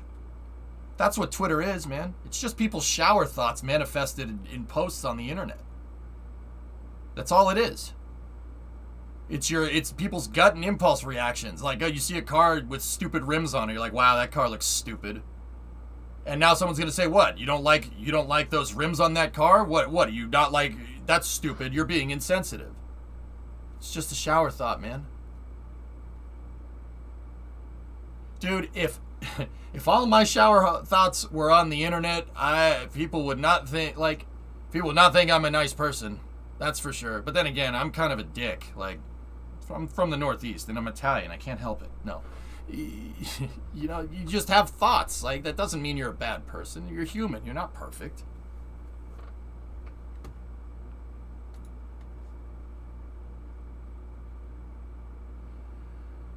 Yeah, there's also that singularity. It's just the way that kind of rolls out, man. Or you could try to be respectful. And forlorn, that's what I mean. You're not respectful with your shower thoughts. Forlorn, you've never judged anybody in your life?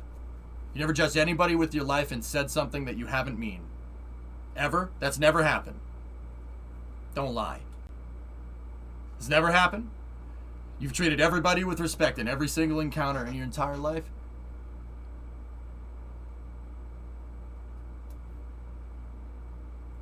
You see what I'm saying? Nobody's perfect. Twitter's just people's shower thoughts. That's all. It's a gut reaction, It's something that, like once again, car encounters. You see a car that you don't like driving down the road. You see someone driving like an idiot down the road, and you're like, wow, frick that person. That person's a moron. Oh, you're just being insensitive to that person. You just don't like the way they drive. Yeah, that's right. I don't. You know, I judge myself hard. Yeah, Forlorn, so do I. We all did. Dude, I'm my own worst enemy by a long shot. I know what you mean. But yeah, like that's how I look at it. It's not. People don't. Half the comments in that are people either trolling or people that just saying something in the heat of the moment that they don't mean. Because think about it. When do you go on Twitter? Do you go on Twitter during the day? Do you go on Twitter? I go on Twitter when I'm on the crapper and when I'm on Space News, just like everybody else. It's downtime. So it's your relaxed time. So you're gonna say something that you don't mean because you're relaxed. You're not in polite society because you're sitting on your couch, you know, watching a football game or something. Or whatever you enjoy doing, right? Like, it's just Twitter fills aggregate downtime when your brain isn't thinking about things. That's why it seems to be such a cesspool, because half of these comments are impulse reactions, something that would not manifest itself in polite conversation in real life. Discovery, go and throttle up. Yeah, of course, Sebi. Hey, all these months, seems like yesterday I started watching your streams. Yeah, 12, right on. 25-month resub, Jim with the 46er. All right, have a good New Year's Eve, Procyon. I'll see you next year. Like, the other day when we went through that Twitter thread, we saw it was a dumpster fire, and half the comments were just... You can tell that no thought was put into them. No critical thought is put into them. And something that I'm learning, you know, just over time is that, dude, it's not that these people are stupid. It's just that they're not thinking about it. And now some people take that and say, oh, nobody critically thinks anymore. Frick those people. Frick those people. Oh, nobody thinks anymore. These kids have everything handed to them. You know exactly the types that I'm talking about. It's not that. It's not that they can't critically think. It's that you're taking Twitter seriously. So the person that these people argue with on the other side of the computer are people that are taking a shit. Think about that the next time you want to post something stupid on Twitter, that the person you're arguing with is probably on the can. And you'll immediately be like, what the hell am I doing? I'll take the time out. Thank you very much.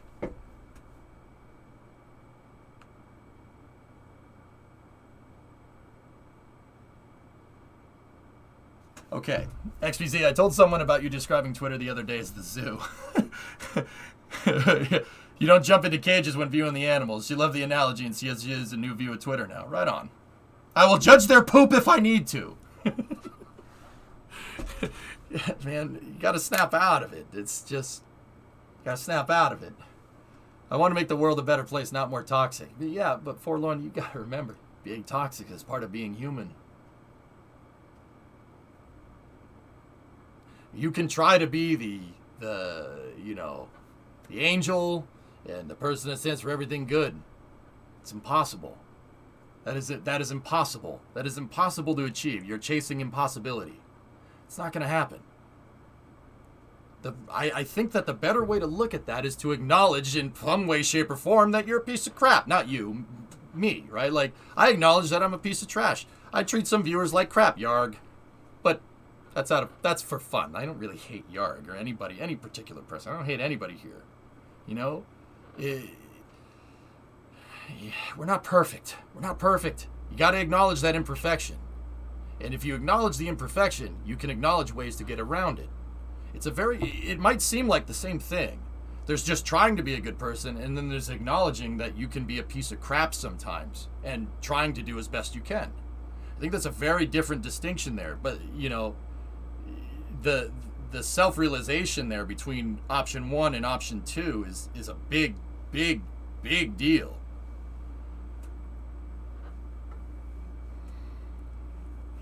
As someone with college-level engineering students trying to do IT, as an aside, there is a dedicated lack of critical thinking on average compared to 5 years ago. Way more often they just freeze up. No concept of how to approach researching solving a problem. Well, that's poison. I think that's because we expose ourselves too much to this. But if people want to go on Twitter all day, people are gonna go on Twitter all day. It's not my problem. I try to curb that. I've been trying to curb that crap for years.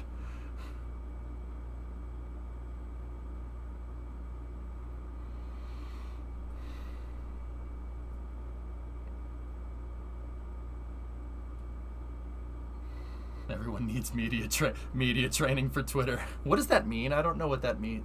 That was funny. That was one part, Goldstein, that I thought from Don't Look Up was hilarious. Yep, you need more media training. What does that mean? That's pretty good, man. The new Matrix is partly about getting away from that system of control and being more creative. Eh. I don't know, I guess.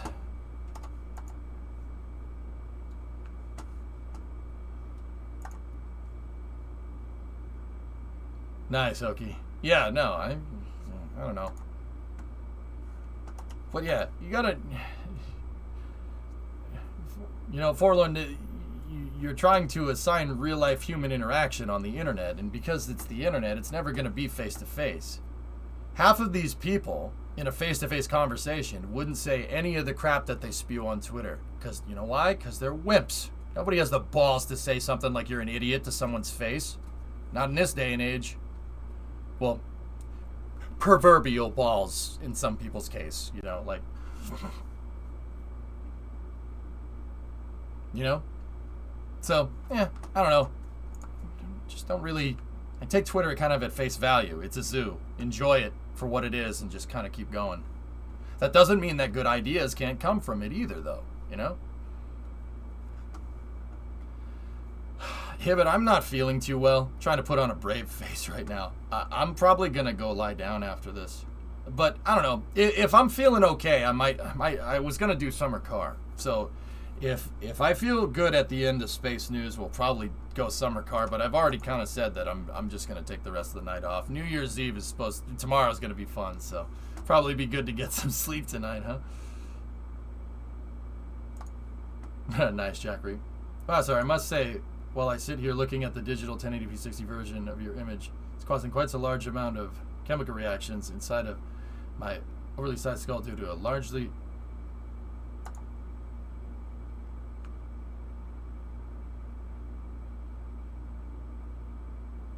I assure you, if I do survive the rigorous experience, I'll be back. Peace be with you. All right, Lick. Likely a bot. Move on. Okay. I was going to say, that's a hell of a paragraph. I don't stream at 1080p and 60, though. That's the thing. I'm 720 at 60.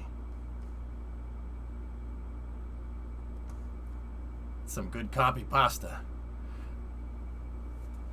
Probably not, Blackness. I don't need to do that again. Anyway, let's finish up with these Starship videos, huh?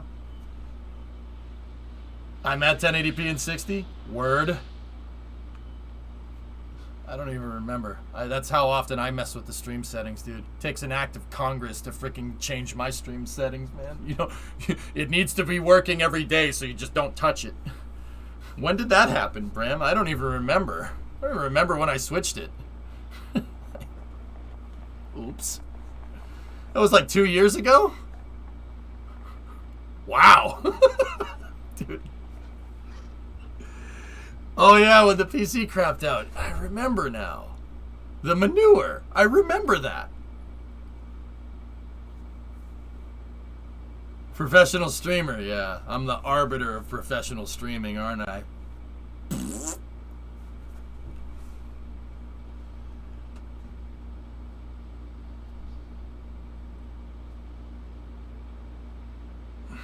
Got some common domes here. Thomas, did we ever see what happened with that pathfinding prototype, the cargo door? Have we seen any more footage of that since the other day?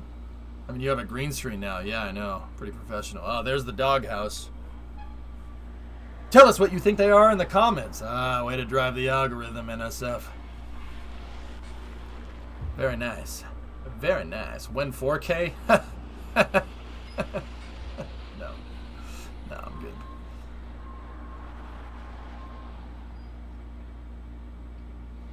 You think that's the umbilical cover, Thomas? Could be.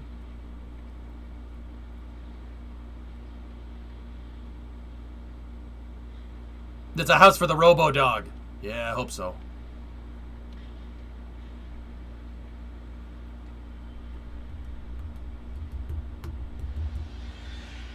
Heyo.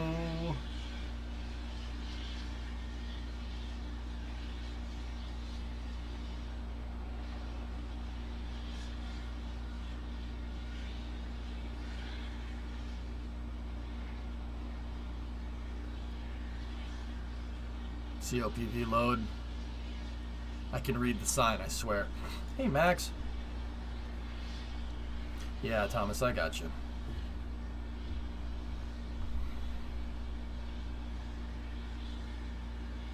Wait a minute. Are those guys taking down scaffolding? Yo, hold up. Hold up a second. They're taking down the scaffolding. Ooh. Hey, Popsicle, what's going on? See, he takes the scaffolding down. He hands it to the guy. Or are they putting it up? Huh. Oh, yeah, no, they're putting it up in this shot. Okay, cool. See what I mean? See that comment that I just did right there? That comment was an impulse comment. It looked like they were taking down the scaffolding. If that was on Twitter now, I'd get 300 people disagreeing with me about how they're putting scaffolding up. See what I'm talking about? Don't pay it no mind, guys. How do they use pneumatic valves on the right?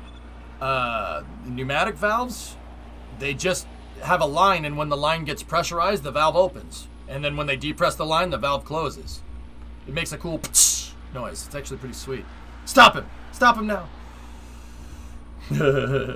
Singularity, nice. Now, you still have 300 people disagreeing with you here. Yep. No, I don't. 301. Cool. Alright, let's see what the next NSF video is.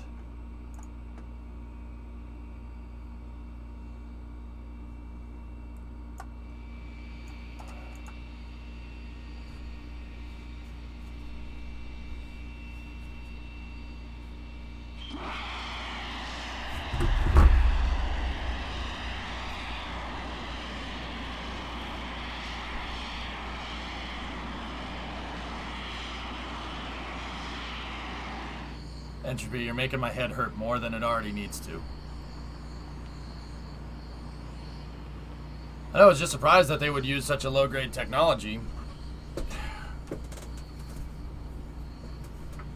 If it works, use what works. No need to reinvent the wheel. They're already doing that enough, don't you think? Sometimes the ship's just gotta vent. Did you get jump scared? No, I was trying to be funny. They piped in the venting noises a little later than the picture, but it's fine. New episode of Boba Fett has a nice cameo of the robots from Boston. Cool. What was that venting? They were depressing. They were doing tank purging, Hokey. This stuff over here in this shot of them purging out the ship was them filling the tanks with gaseous nitrogen to make sure that only gaseous nitrogen was in there. To make sure that when they go to fill it up with fuel, that only fuel fills the thing up, fuel and oxidizer, and all the nitrogen gets pushed out. Yeah.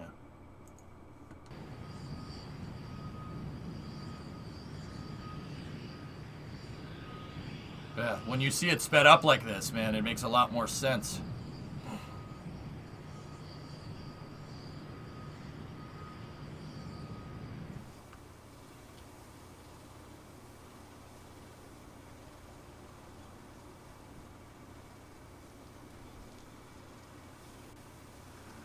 Some people say I'm argumentative, but I disagree. Hello! Yeah, this is the static fires that we watched yesterday. Everything looked real good. I saw a couple tiles fall off, but that's about it.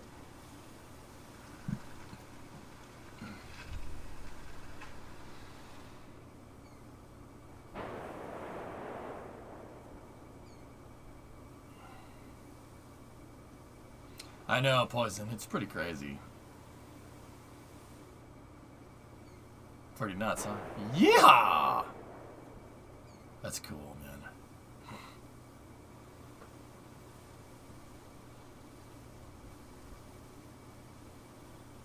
Because our air pressure system is prone to collect water in the pipes, seems a little susceptible to freezing so close to the cryopipes. What if they fill it with nitrogen?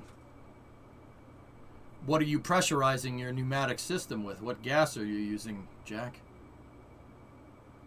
Kind of reminds me of the ships on Crash of the Moons. Yeah, kind of. Yeah, okay, Marlo, I can see that. If I'm thinking of the right thing, I forget. My only concern from the last static fire was that seemed like a pretty big residual fire right afterwards. Yeah, Buck, that happens. That happens with rocket engines. I try to explain that phenomenon. Basically, like if you have a hose, if you're operating a garden hose, if you turn on a garden hose and, you know, it's going to take a second for water to come out the end, right? It's going to take a second for the rockets to turn on.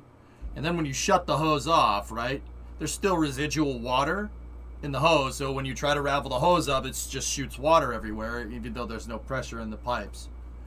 Rocket engines need to deliver liquids at very, very high speeds, like a hose does, or like a fire hose, for instance. And you're always going to have a little bit of residual. That stuff happens. And depending on how the wind, depending on atmospheric conditions, basically if it's windy or not, sometimes the fire looks a lot bigger than it actually is, you know? Like literally could just be something that's windy, or the engine croaked a little bit, but the sound didn't. The sounds that the motors made sounded right.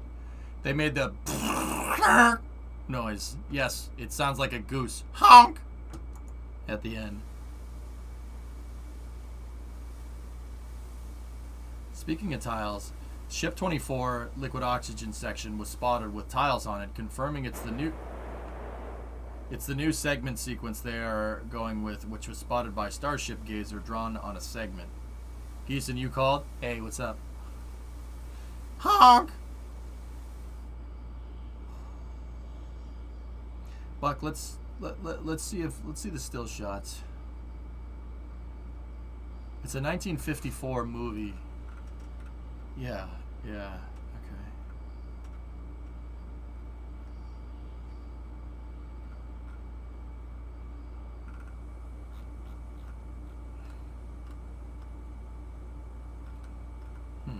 Interesting. I know that the name sounded familiar, Marlu, but I'm not. Yeah, I think I saw like a picture of the spacecraft from it, but yeah, it's interesting how life imitates art, huh? This looks like Tintin's rocket, man.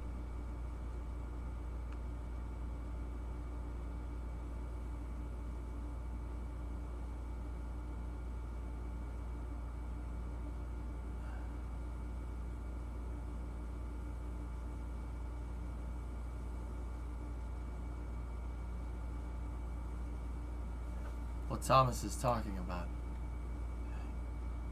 Yeah, I have that open. Yeah.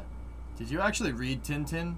I didn't read it, I watched it. It was a show on television.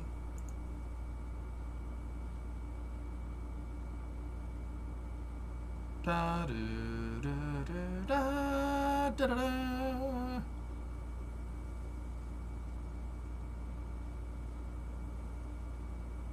Propellants being loaded into Ship 20 again. Yep. Yeah, see the weather, Buck, you see the way the wind is going, the wind was going yesterday for these tests? It even makes the LOX vents look more ridiculous than they are. The reason is because the wind is blowing so much that it's creating low pressure on the back side of the wing, and look at the LOX kind of envelop the entire wing under the windage. I think it was just windy, dude, but yeah, I know what you mean. That's the only thing that I saw that was really anomalous, if at all.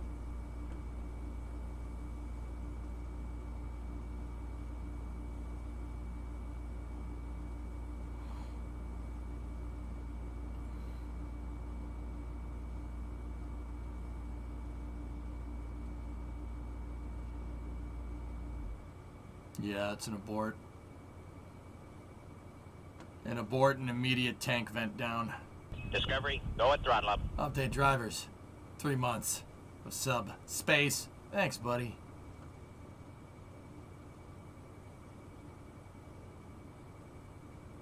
There you go, Buck. Yeah, good call. Good eye, though. That's the kind of stuff I look for, man.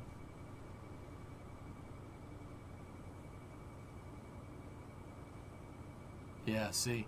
Frost really only occurs on this thing when they depress the tanks, which is strange. Have we figured out why Frost is only on that one ring, dudes? Ren gifted out 5 subs. Thanks. Discovery, go at throttle up. Hey, thank you very much. I appreciate it, buddy. Hope you have a good New Year, Ren, if I don't see you tomorrow, okay? Yeah, it frosts on one ring, which is very strange. Oh my god, I'm sorry, guys. I don't mean to keep burping on stream. This is getting gross. Hey, Nukel, what's going on? Welcome back. Thanks for visiting Boker Cheeker. You come back. Y'all come back now. Depress vent. What do you mean one ring? Look. So whenever they fuel up Starship for a static fire, one ring, only this part of the vehicle frosts over, which is counterintuitive comparatively to other rockets. Why is it counterintuitive? Well, it's counterintuitive because shouldn't this whole thing be frosty? There is liquid methane up there. To rule them all. Hey, Sleepy, what's going on? It's because the bottoms of the tanks are tapered, so you're only seeing the frost on the straight rings. Well, then shouldn't this whole thing frost over?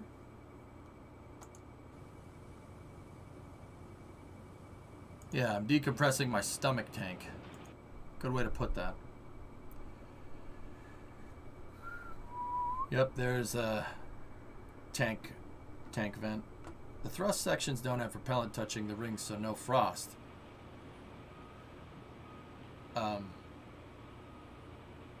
Yeah, it could be something wiser as simple as them just not filling up the tank. The tank isn't fully fueled. Why would you fully fuel it for a static fire? Makes sense. Man basket.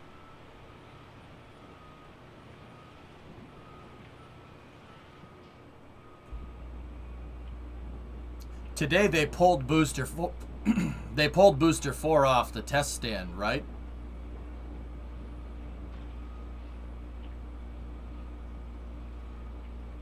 Yeah, they must not be filling it up totally with fuel. Are they building another tower? Eventually, the blueprints for Boca Chica Popsicle that we saw call for another launch pad just to the south of this one. Yeah, look at the wind take it. Hired, isn't that weird? Can you imagine standing on that thing and it's doing this? I would get vertigo really badly. Probably takes a second to get used to it, huh? Booster 4 is sitting on the transport stand again. Okay. Look at the size of that thing. I'll take no for 500.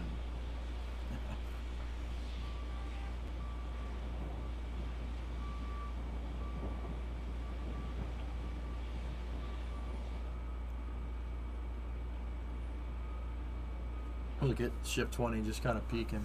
Hey, I'm here.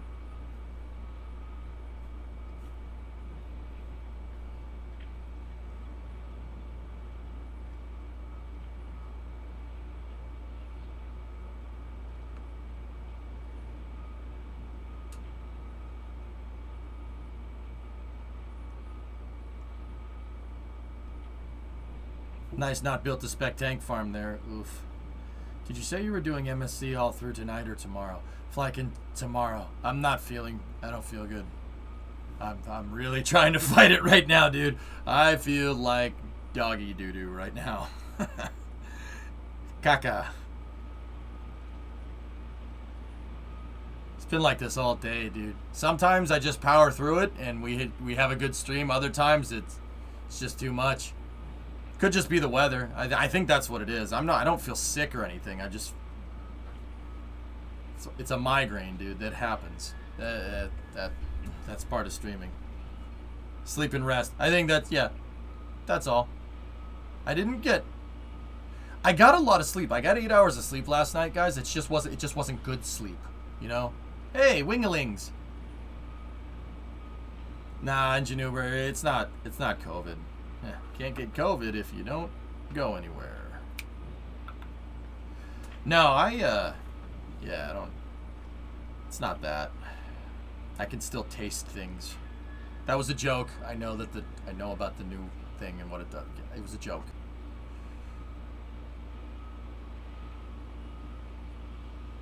I think I just didn't drink enough water today. Yeah, that's probably it. Probably just sleep, some soup, some hot chocolate. I'll feel like $1 million in the morning. Not fatigue, popsicle. Just migraine. I get migraines, dudes. It happens. That's what happens when you work 10 hours a day, every day almost. You know? Don't worry about it, Tars. It's not a conversation for stream. Maybe I am asymptomatic. I don't know. Well, maybe you should hashtag look up. Or hashtag don't look up.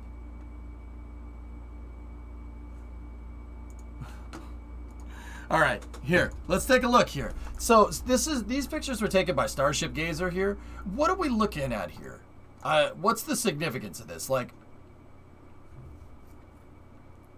this is a drawing here.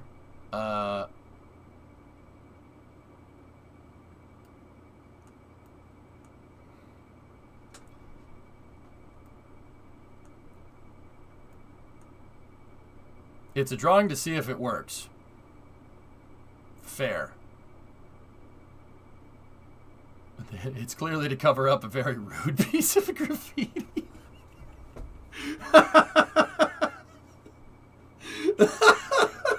Yep. Fuel gauge. Yep. If you have this much fuel, you die. Wait, what? They have changed around the segments for Starship. I took those segments and put it on ship 20 for better visuals. Okay, yeah. All right, let's see. What does it mean? Is it a double rainbow? What are we looking at? Hey, Nefarious. 24-month resub. Thanks, man. Old, new. So the old nose ring, the old nose cylindric section. So the nose cone stays the same. The new section is 5 rings. The forward section is 3 rings.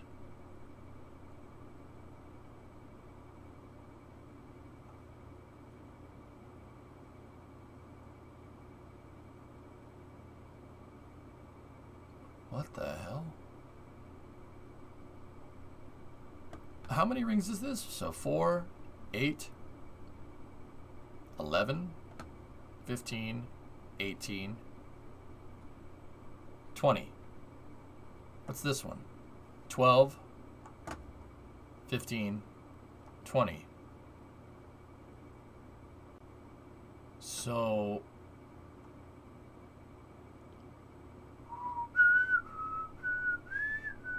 no.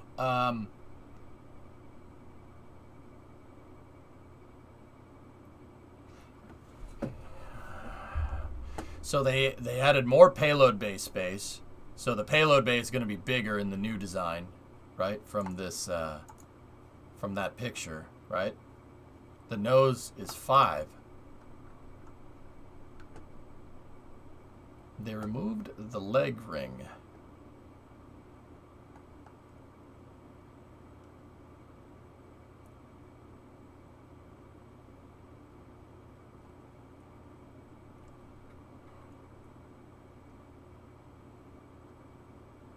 Huh.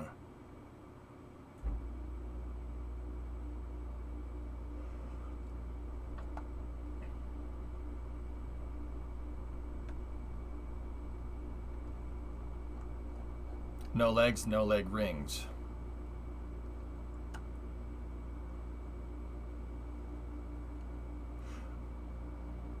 Yeah, but does this mean that the engines are going to be sticking out the bottom now? This is just them changing around the segments. Tanks remain unchanged, just them smoothing out the stacking stuff is your guess. Okay.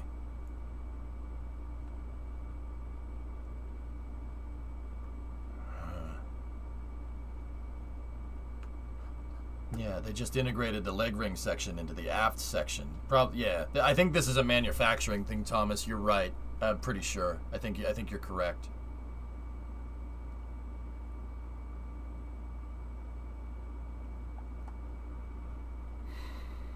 Yeah. Okay. This really doesn't change much, guys. It changes around how they manufacture the segments. That's all. That's all. Yeah.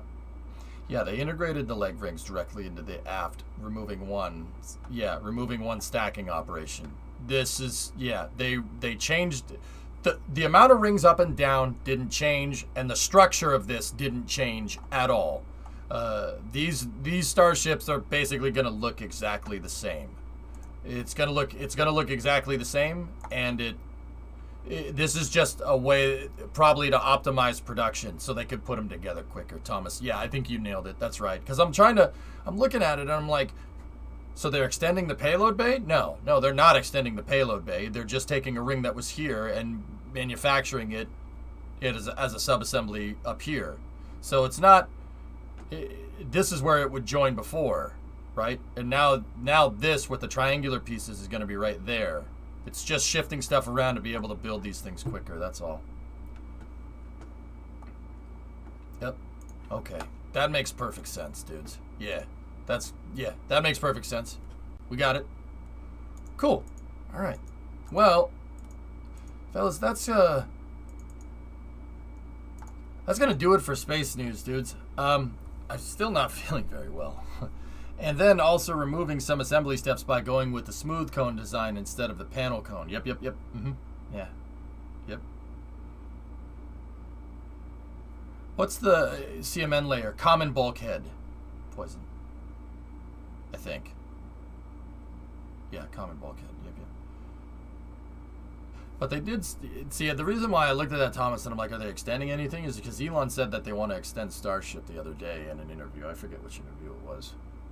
So, anyway, fellas, that's going to do it for me. I'm just feeling a little bit under the weather tonight. So, I'm going to go take a nap. If I feel better, I'll come back if I feel better. Probably going to go take a hot shower, too.